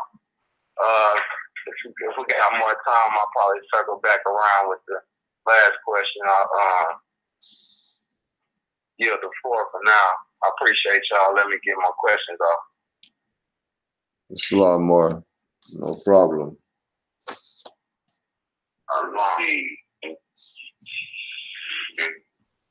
And asking and adding on, etc. You know, but now it's to call it when philosophy, people will raise their hand in the last time. Sure. But yeah, bro, that's the most of it, man. Like, you know, we understand that we are our own, you know, nation, like our own body, etc., etc. Like, we would know that we're not open for anything outside of that. This is why you would get the ballot, because, you know, people were not subject to one person being the authority. It was, you know, if you reach the title of Sharif, what they call a sheriff, that's because the people put you there.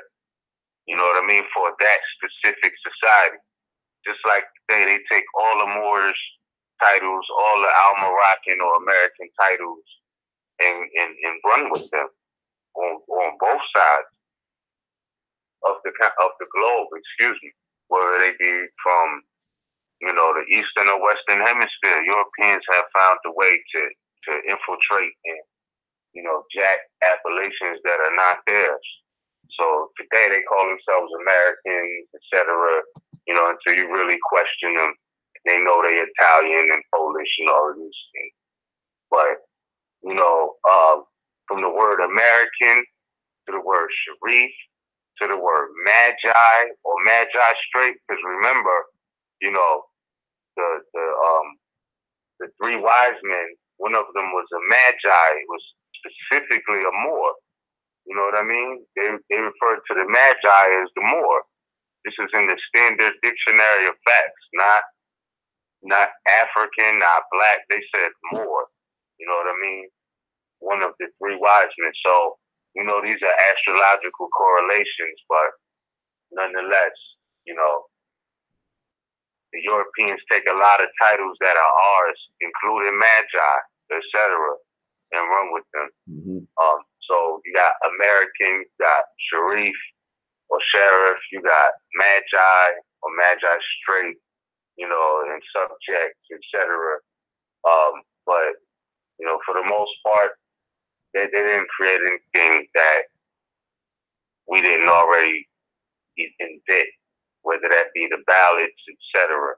You know, they still do that in the lodges today. So, you know, I don't know, man. It's just like so much more is history hidden in plain sight. They name counties after Aboriginal peoples all over America. You know, they still use to this day Aboriginal appellations, but incorporate them. So, like religious, you know, like even with it being a religious corporation, right?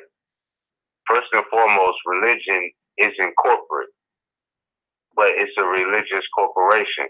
So you have to be able to understand the difference between the two, religion itself and then a religious corporation.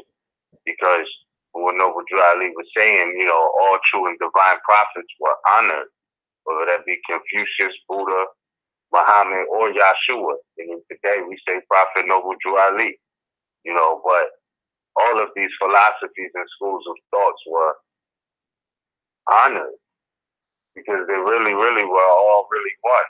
Just different branches. It's like saying you love math, but, you know, you don't like multiplication, you like division. Or you don't like addition, you like subtraction. Or you don't like subtraction, you like addition. These are all different branches of the same philosophy. Just like you have different categories of math, you have different categories of spirituality, yet they're all interrelated. You can't really separate them from the subject matter. So whether you're talking Buddhism, Confucianism, you know, Mohammedanism, you know, Yahshua, or who they call Jesus, etc., you know, it's still all math, just like multiplication, you know, division, addition, subtraction, algebra, all of these other branches of math is still under the same subject matter, jurisdiction, if you will. So, you know, understand the First Amendment, you know, there's nothing that can impede that, no matter what corporation establishes itself.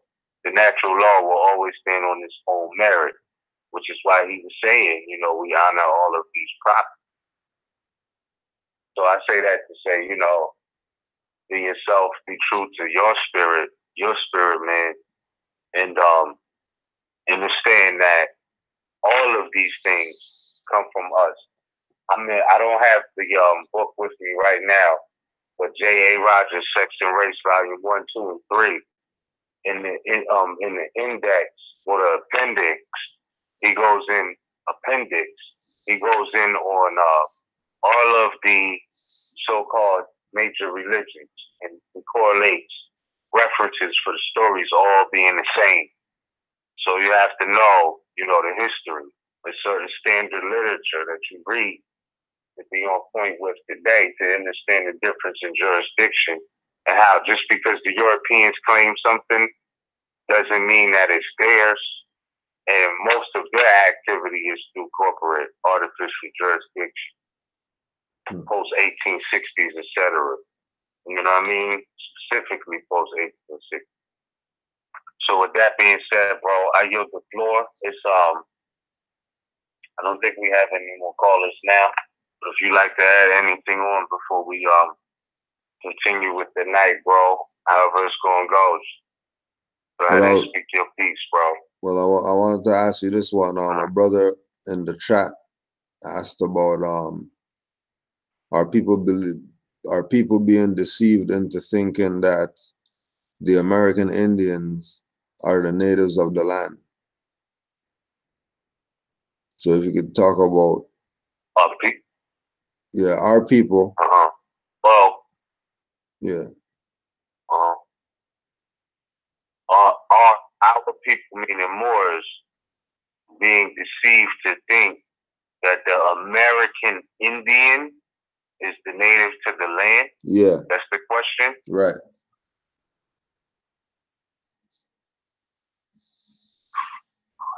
All right, I would say, again, this goes back to the mathematics, because a lot of us do know. So, yeah, some of our people are being deceived or are not studying one or the other. But I think it goes back to the mathematics that maybe 85% probably, because you have the 85%, the 10%, and then the 5%. Even if you don't claim to be nations of gods and earth, that mathematics is right and exact. So 85, 10, and 5. If majority of our people are being misled, that's one thing, and it hurts, but it's the truth. However, all of our people are not ignorant. So, you have those who do know. Now, I would say this. You have some people who have acquiesced to those brand names because Indian, an American Indian is a misnomer. Like, that would only be like, that's like, okay, some Europeans claim to be Italian Americans, etc. Right? And they add America on the end because they say, well, we was born here. So, I'm an Italian American citizen or whatever. But then, when you say American Indian, now you're speaking of an American or Al-Moroccan that you would have to correlate to India. Because, just like American is the last word in the two of, Moorish American or, Italian American, etc. You have those who are true aboriginals to the American land who may move to the part of the globe known as India, Asia, etc. And that would be the only way that American Indian will have an application. But I would say this: don't dismiss any knowledge, because there's a piece of literature called American Indian Freemasonry, and you'll see how some of these Negroes who thought they was Aboriginal got all Lenni Lenape and Moors ain't Moors, and they were Lenape, and this is Turtle Island and all of this. Yeah, like we Lenni Lenape, I'm a Moor from the same area. You understand? But I understand that, Lenni Lenape just means original man. But that's not a nationality. I know my nationality is Moor. You know what I mean? I'm a Moor. I'm an American. I'm an Al-Moroccan. I am a descendant. I am the Asiatic of America who is of Moorish descent, as identified by Noble Dry Lee in the Circle 7.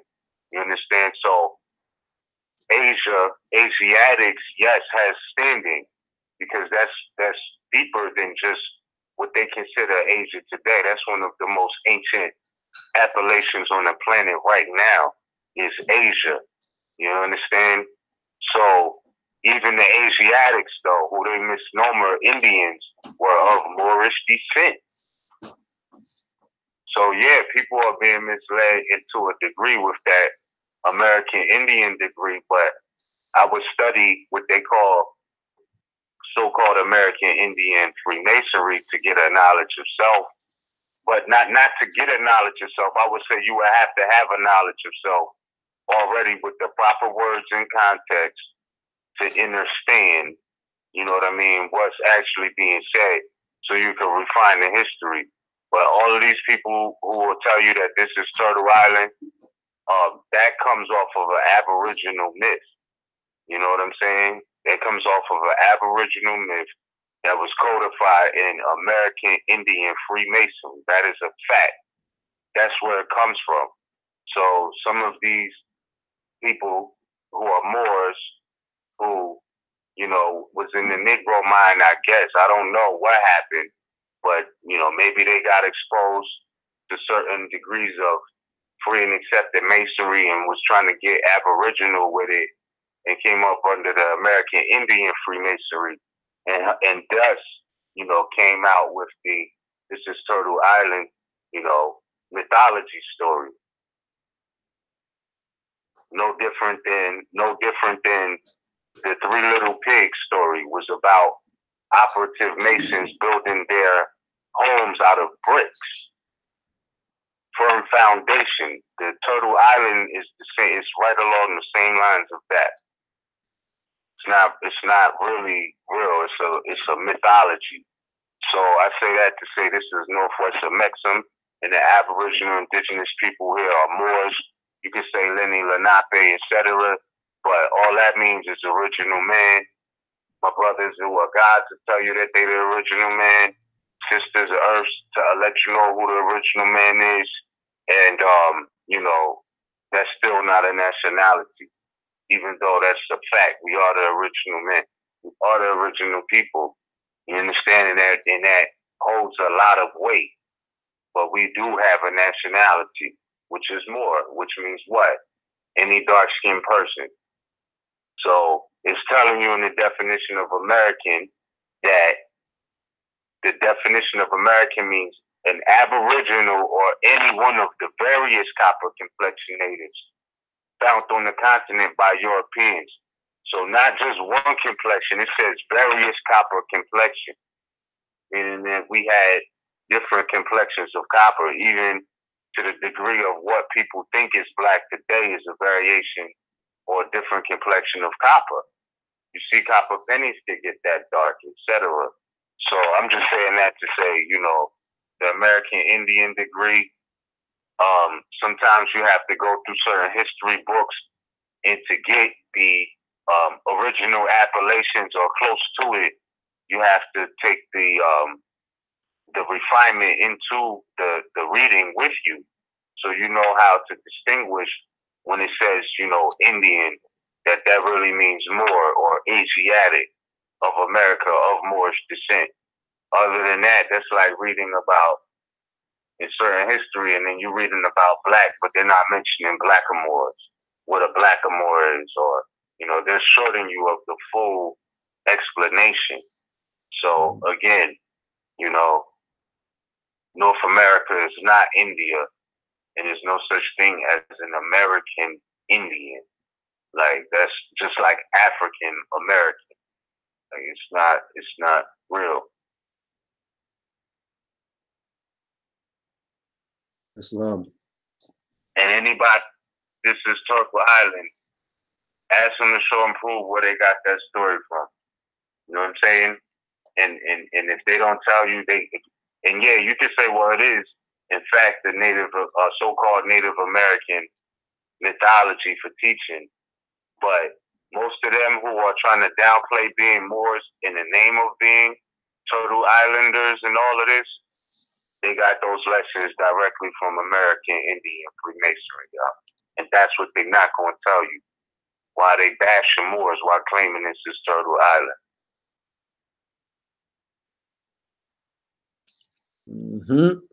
Mm-hmm. That's the truth. Facts. Because we wasn't supposed to know that. You know what I mean? But people don't know. Allah doesn't, hold back all the bounties. So some of us do have certain degrees that, when we see the game, we already know what's happening. We already know what's happening and where it's coming from. Yeah. Already. We got their playbook, you understand? So it is what it is. Islam.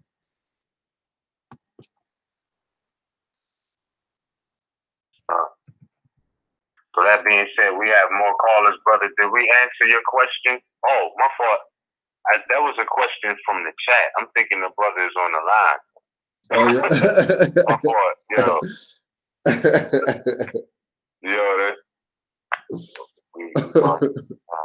yo. Yeah. We still got some callers on the in the studio on the radio wave. So internet radio. All right, cool. That being said, we're gonna take our next caller. All right, caller 804-921. You're live on the air. Are you with us? Yes, yes, I am. This is Brother Azad.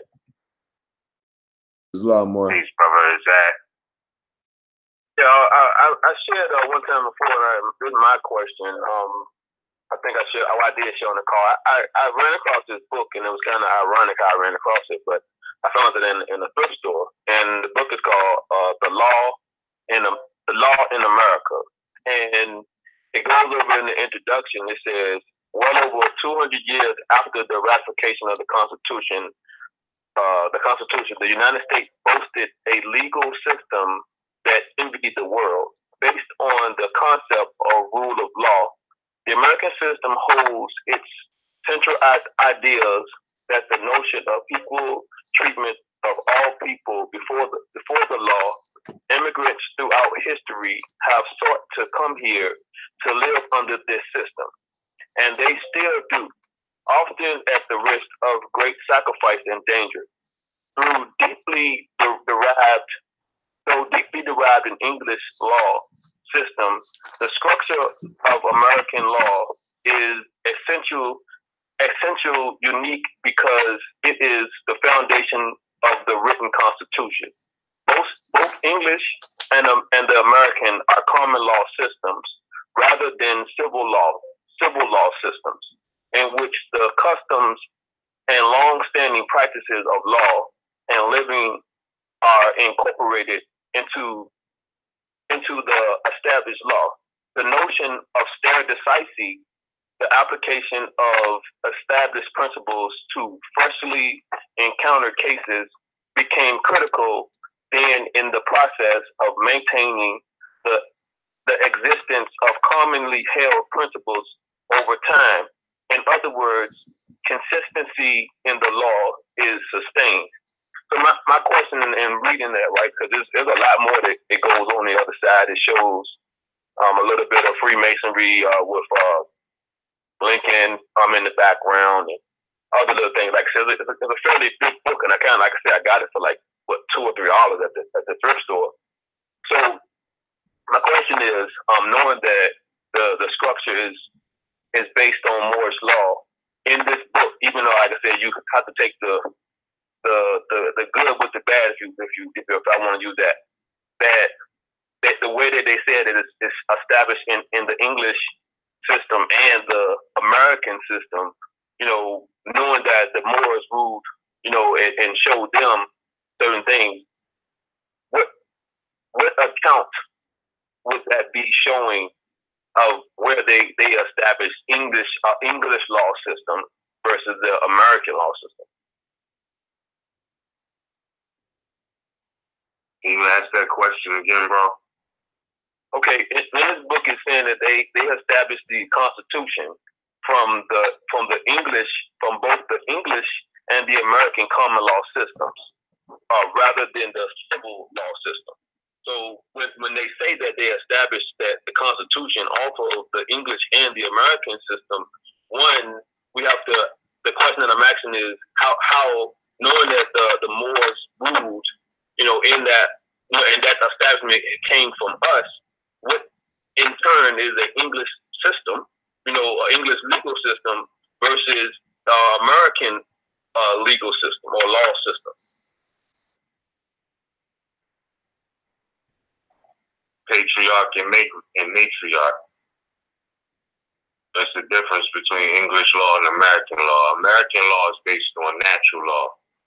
English law is more of a patriarch and rulership type of thing. You're dealing with nobility statuses. You understand, like, kings, queens, knights, esquires, things of this nature. We dealt with sheiks and things like that. But what we called sheiks, they were called kings and queens. You understand? But that's not the jurisdiction. We was called chiefs and sheiks and things like that for a reason. That was our jurisdiction.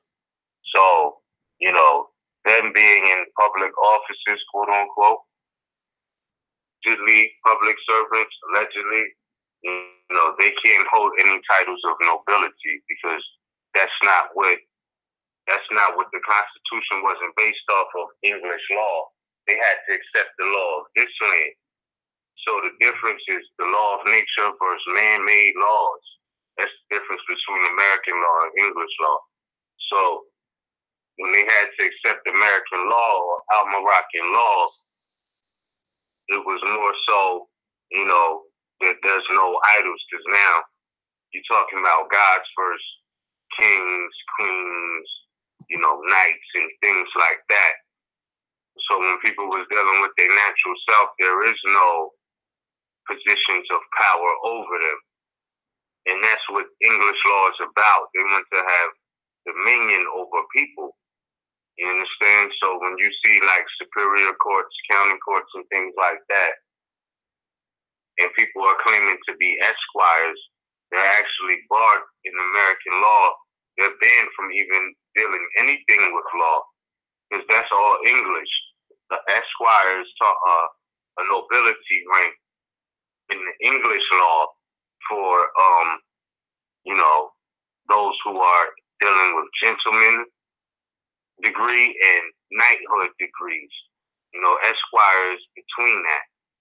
So this is why we say they don't have any jurisdiction, specifically personam jurisdiction or territorial jurisdiction, because they're barred in American law from even having any standing at all to deal with any of the natural people of the land. This is why they don't have, you know, personam jurisdiction. They're esquires. And then you find out some of these people who are playing judges in like chancery courts and all of these things, you know, they're still esquires, but they still refer to themselves as esquires. You know what I mean? And this is why there is no jurisdiction, fam, because they're dealing with English law. Chancery courts, all of these things are based off of English law. And yeah, Moors were having in what they call England today, but even English law is not really a Moorish jurisdiction, because T.M. Bay already broke this down in the Clock of Destiny when he was speaking about, you know, all the Asiatics ruled every part of the planet Earth, including Europe. And in that time, there could have not been an English people because there was no England. You're talking about the ancient Britons, which is a totally different jurisdiction than English. You know what I mean? Or English people. You know, and just because you speak a certain language doesn't make you that nationality.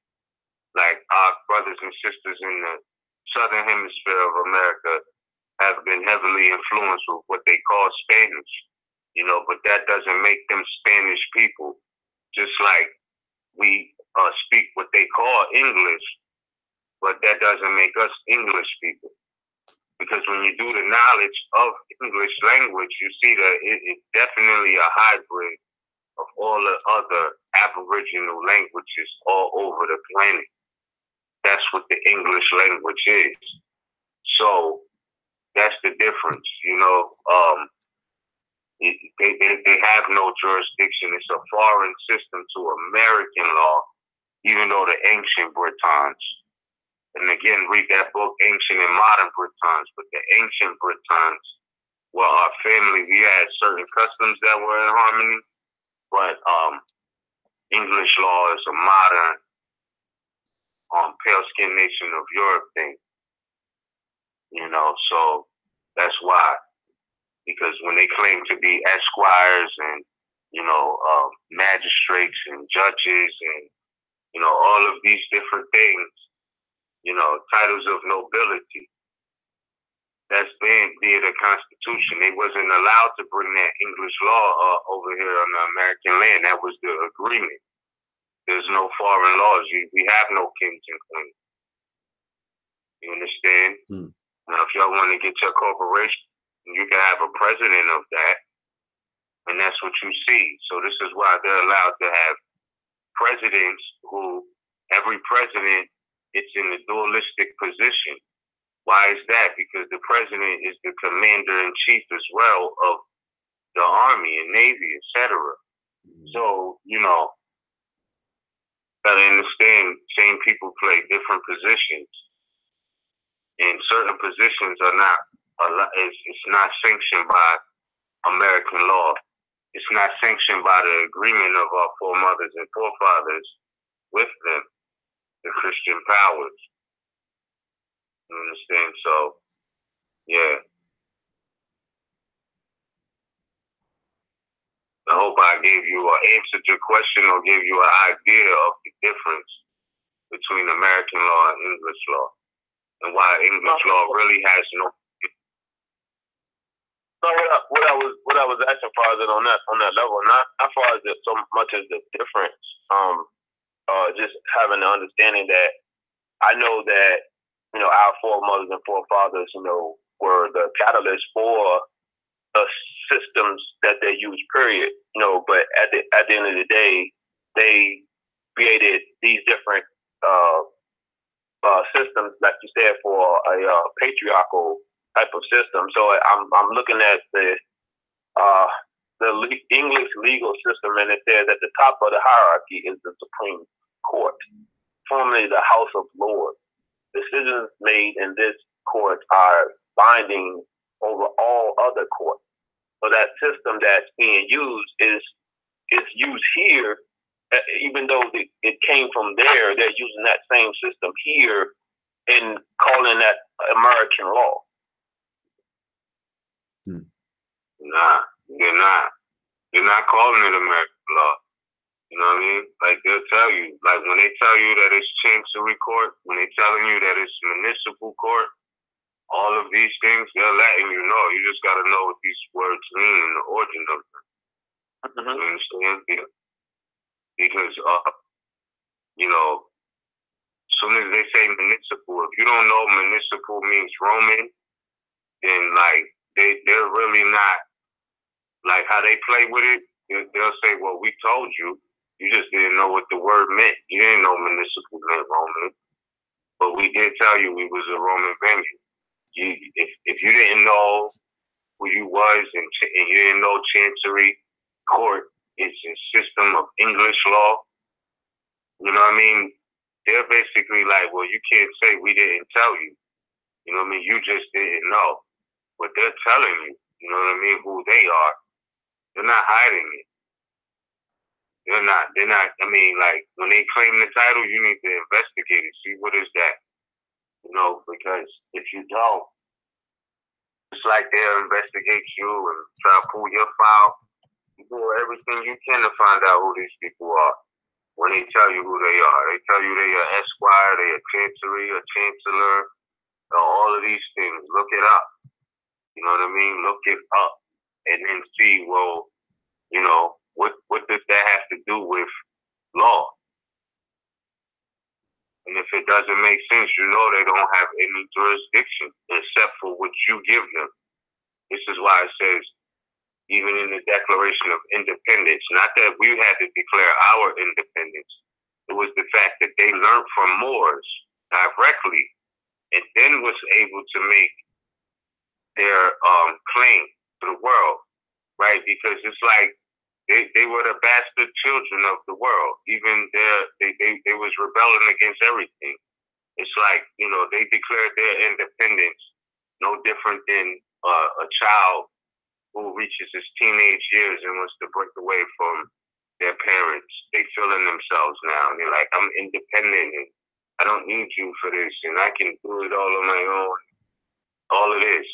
Even though they were subjects, you understand? But nonetheless, they had to get to that point. But the maxims and the axioms in there are real. So when it says that all governments derive their authority, like, meaning you have to consent to even be governed. That's the bottom line. Like, you have to consent to it. So, you know, when you put that in perspective, you can see, like, you know, why they really have no standing. English law, you know what I mean? Specifically, if you know yourself and you know you are more, and you know that you're Aboriginal to America, and you know that they try to take everything from you, because remind you, I tell you real life talk, like, remember even with the Salem witch trials, et cetera, like, at that time, they were saying that these are things that the sisters were practicing that was quote-unquote witchcraft, when they was just dealing with certain sciences, astro sciences, the spirit guides. You understand? Because what they call a Ouija board, the glass that moves it, was originally called a Venus glass. I'm not saying you need to go do these things. I'm just letting you know the difference between English law and American law. Because these were American, Moroccan, Aboriginal people who were playing with these sciences, not playing with them, but utilizing them. And they was deemed as witchcraft people by who? The English. Which is why all up in the northeastern, what they call Northeast United States, which is really like the central part of North America, where the map, where Canaanland meets, you know, Al Morocco, etc. You know, it's all Al Morocco, but just on the map, you know, they call all of that New England, you know, and even with that, in their English law, there's laws from Massachusetts where it says, you know, that Negroes had a certain curfews and nobody was to be caught dwelling in certain areas except Moors. Because we know that Negro was the identifiable slave brand. But they said, you know, no dwellers except Moors. They made the distinguishment. This was so-called Massachusetts, which they call New England, a part of New England today. So I'm saying that to say that, you know, America, and as far as English law is concerned, in America, it's very, very modern. It's new. Mm-hmm. Hence, you got your child support, which is what they call a family court, which is another. It's just a modern day slave block of the English people dividing up the Aboriginal families and exploiting that. You know, of course, by consent, though. You know, they can't govern without the consent. Declaration of Independence.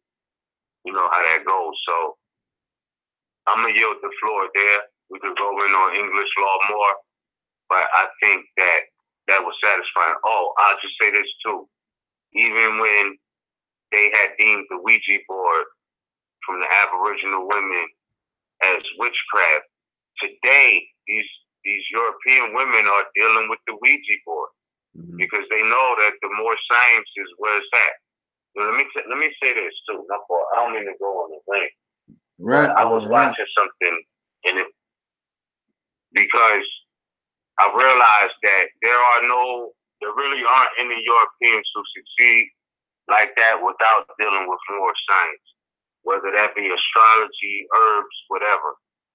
I don't know if this makes any sense, but even when it comes to the pilgrims, like they get a lot of their tips and ideas directly from Moors. And I know this might be a little bit off the topic of English law, but to give an example of how the Europeans know a lot more science than some of our people do.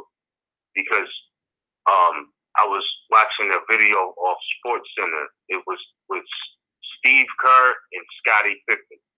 They were both playing for the Chicago Bulls back when MJ got 6 rings. And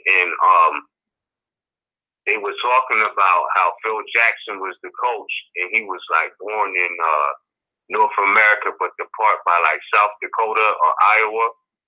And they were saying how, you know, if the Bulls had lost the game or anything like that, Phil Jackson, the European coach and all of this, would come into the locker room burning sage. This is how he would get them back in focus. Like he would burn the sage. Now, this is purely an Aboriginal custom because sage in North America is a perennial plant, specifically like up in the Northwest region. You understand? But I'm saying that to say that what the Europeans used to deem as witchcraft and against English law, they are today using, and these are Moorish sciences. So I say that to say, English law was everything that the natives was doing was superstitious. It was witchcraft and against God. You know what I'm saying? And, Moorish law, we was just being us, exploring different sciences, or American law. And that's how it goes. Even today, you see them slandering Moors because Moors are exercising certain rights. This ain't nothing new. This been going on since the 1600s. You understand? As soon as Moors get a flow going with their sciences and way of living, it has to be deemed other than, they're witchcrafts, they're sovereign citizens in these days, all of these different things. So you gotta understand the difference in the jurisdiction. And with that, I yield the floor. Islam, man. If there's no callers, I yield the floor, man. Yeah, we have one more caller, bro. All right. One more caller, and then we could close out. Yeah. I understand that. Like I said, at the end of the day, you kind of sort of answered, what was being asked, but at the basis of what they're using today is more so what it says in here is more so that both of them are supposed to be based in common law systems rather than a civil law system, because that's not what they're using. They're not using a civil law system, and they're also not using a common law system. But at the end of the day, they're not, which they call American law. It's actually United States law, not so much as American law. Exactly, bro. You already know. The United States law is a conglomeration of different. It comes from Muslim law, like what they're obligated to on the books, but what they're doing is a conglomeration of like all different types of customs. Excuse me. So, like I said, back then they declared Ouija boards and things like that, witchcraft and illegal. They had trials and all of this under English law jurisdiction for so-called New England. But, you take that, fast forward to today, you have your family courts, et cetera, et cetera. So, the Europeans are using those sciences today, but that being the case, I don't know, man. You have to ask yourself, does English law apply to a person that's not English? Are you American or are you English? And if you're not English, why would that type of law apply to you?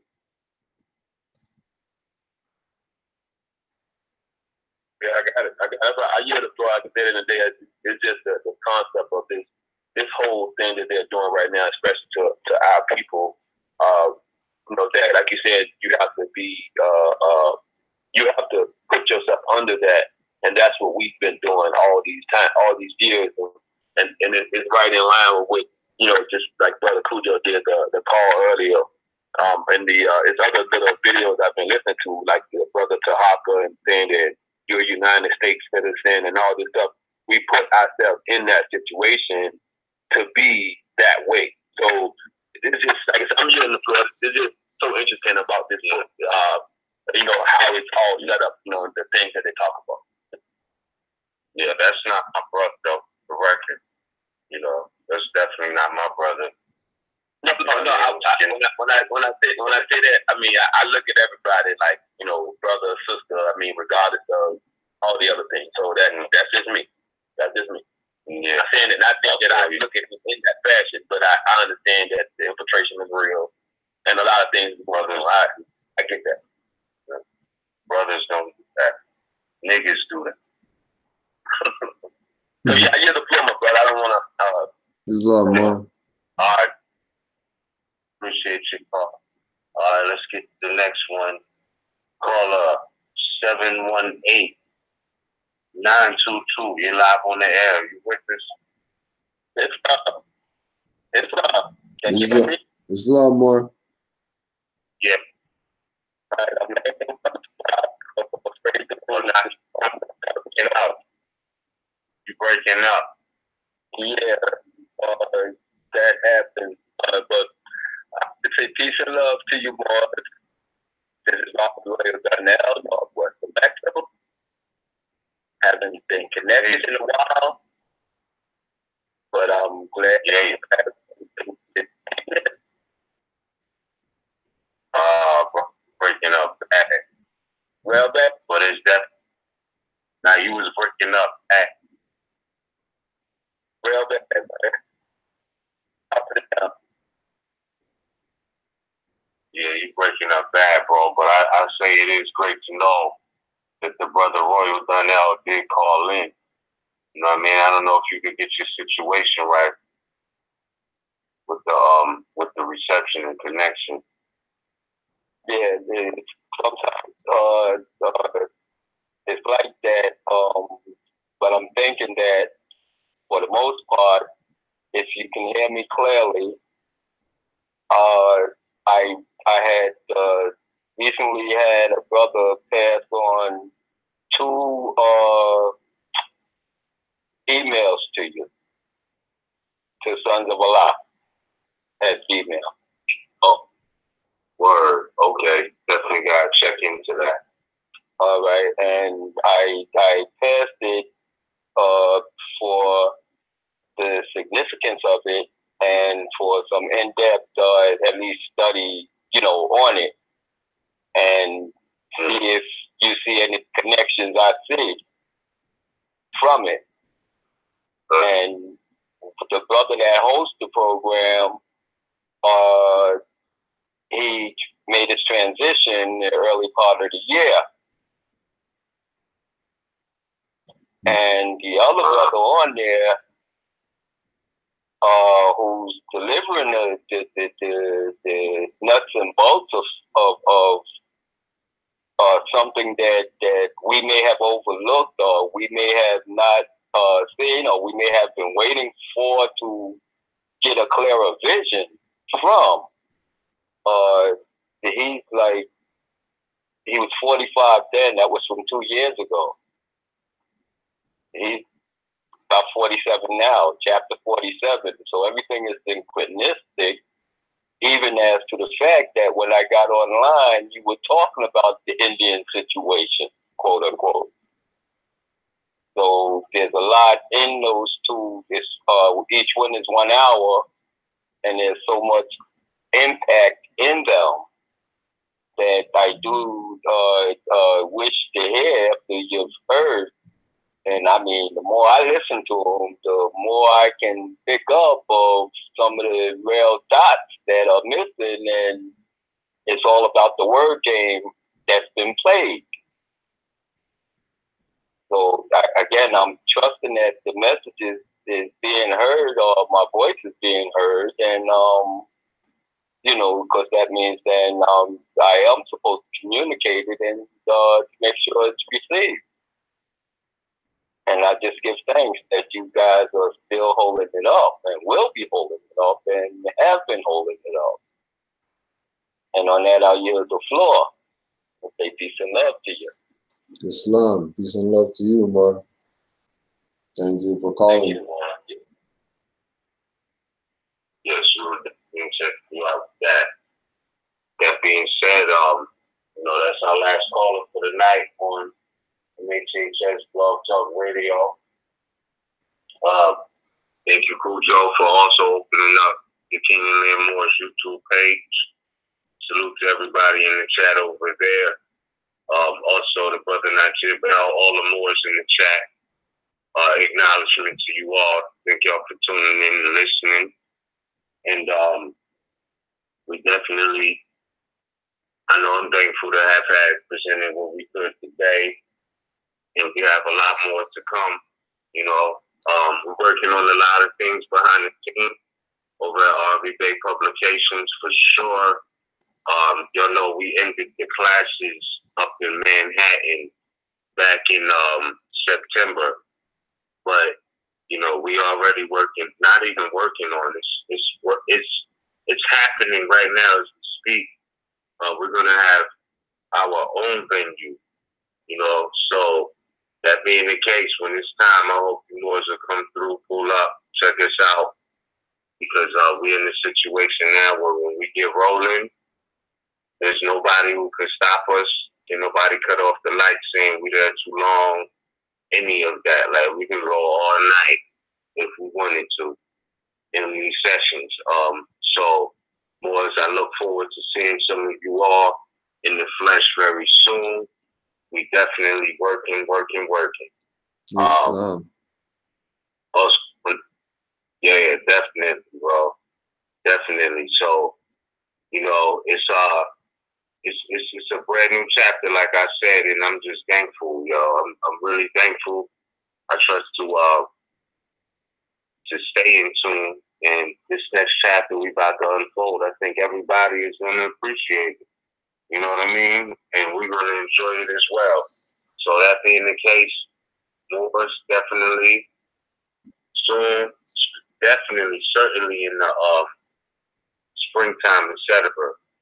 You know, I would definitely expect to see you all, because we have a lot going on in our announcement time, but know that we there. Also, I want to say this too, Kuja, I was speaking to you about this earlier.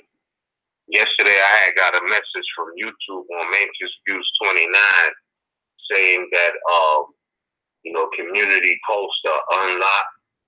So, like, now on my Mantis Views 29 YouTube page, like under the community section, you can see some of the pictures that I post. So I just want to let y'all know that too. Like, I'm not a big Instagrammer or YouTube, but for the most part, some of the photos that I have now, they give access to me yesterday to start posting some photos. So y'all can check that on the community wall. And I'm not going to be posting everything there. I'll be posting a lot more pictures on rvbaypublications.com soon. You know, right on that Mantis Views 29 page, we're going to go in. But I just want y'all to know to check the community wall, Mantis Views 29 on YouTube, and you'll see some of the still pictures there. You know what I mean? Peace to Jeremy Day as well. So, outside of that, I do know Sister Standing on Law this Sunday at 1 o'clock p.m. Eastern Standard Time. Again, I know you go in on Sundays, Canaanland Moore's YouTube page, usually live stream. Besides that, we'll be back on Tuesday night. And I trust everybody, even if you don't celebrate the Thanksgiving from the Pilgrim perspective, if you got a chance to go see Grandma, go see Grandma. You know what I mean? Go see your peoples, enjoy the time, and whatever it is that comes with that. Good food, you know, neutral love in the air from your family, friends, etc., etc. So, you know, that being the case, man, take the toes. I know, hey, I was talking to you about this earlier, too. I was mad excited because as a son of Allah, right, I was speaking, my mom spoke this to me before. I ain't going through the floor too long.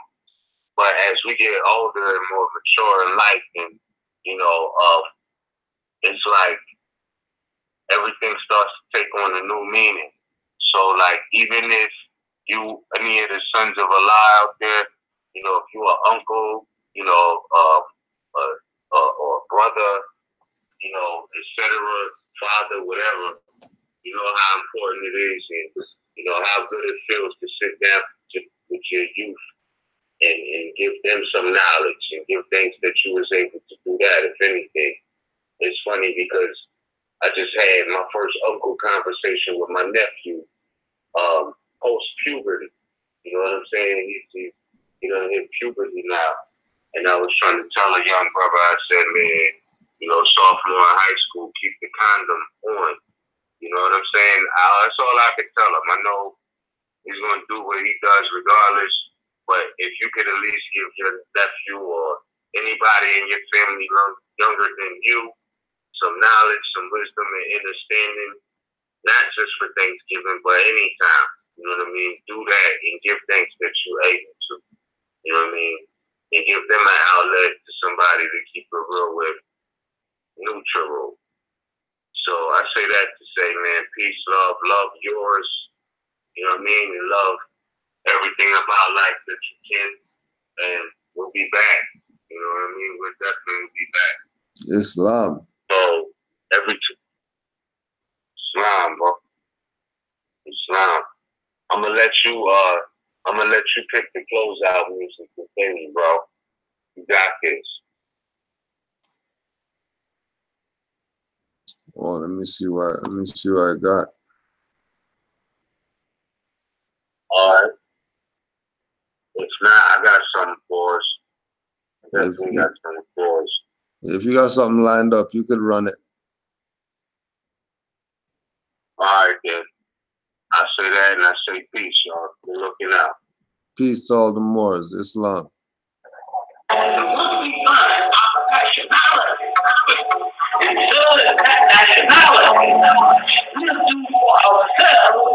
What needs to be done? You thinking the games, you already know these beats kill you on camera, leave you dead in the street. You still have fucked and bloody, but no 911 calls. My standard of second full effect, we don't watch the y'all. Mind blowing, watching my people holding up traffic of innocent people. My people need to get their ass kicked, marching and kicking in this most cowardice and multiplied. While dead bodies just multiply. Sisters killed in themselves. You claim to tell your rage and burn down your own community. Now what police station? They love swap shop, but I see no police bacon. And when it comes to revolution, most of y'all are faking. All that you do in this country, understand. They got nationality. Because you have black lives don't matter, but you still claim black. Rather feel someone get choked out or won't show back. And the one that uploads first page charges stumps up. What do you think will happen when President Trump's up? More killing and murders of stateless herds. First our concentration camps, now ghettos are birds. Blood stores short on ammo. They're melting down church bells. Black keep shelter in temples where God doesn't dwell. That's why a foreigner can walk in and shoot up the service. Praying the invisible God give you the person. Pray to relinquish. That's none of my business. I suggest you nationalize with quickness. I suggest you study law. Stop with the in your face. I see them spray the pepperish liquid. They pour a white look on your face. I thought that milk was the devil. Some weapons drown the noise level. Boys, you rebel. You answer to the stupid words like Negro because it's black. The point that I'm making. Blacks are mistaken. Call them highwaymen. Not cracker pigs or bacon. Taking your tax dollars and right here, they relaxing. Cause in a black status, don't even think about a class action. Don't even think about rights being respected without getting injected. I see you infected. Then the same ones that violate the laws you re-elected. Your vote matters more than black lives feel disrespected. Control the Negroes, look tested and perfected. That's why about being black, I'm skeptic and leftist. My people are tripping, walking with arms like cancers who got nowhere in the 60s, so that's not the answer. And black leader, rape war, instigator, puppet. Teach, kill those who killed, that's their justice. But have they ever killed that they not? If they did it, can't say nobody to show. Yellow envelope, money in escrow. Accounts overseas, not in democracies, living hypocrisies. It's all this your mockeries, bureaucracies. Not hearing, but most can't hear it. It's only the attitude, the regalia is not clan spirit. Until my people wake up, your struggle for rights continue. And your children's organs end up on your menu. You love sex, but believe the message is more than you. No status, you're in the jurisdiction and venue of the same system you attempt to defeat. Only as more will you get them on the heels of their feet. Of the same system you attempt to defeat. Only as more will you get them on the heels of your feet. The name of a people must relate to some labor. The land is impossible. Anytime you call a people, try to write a name.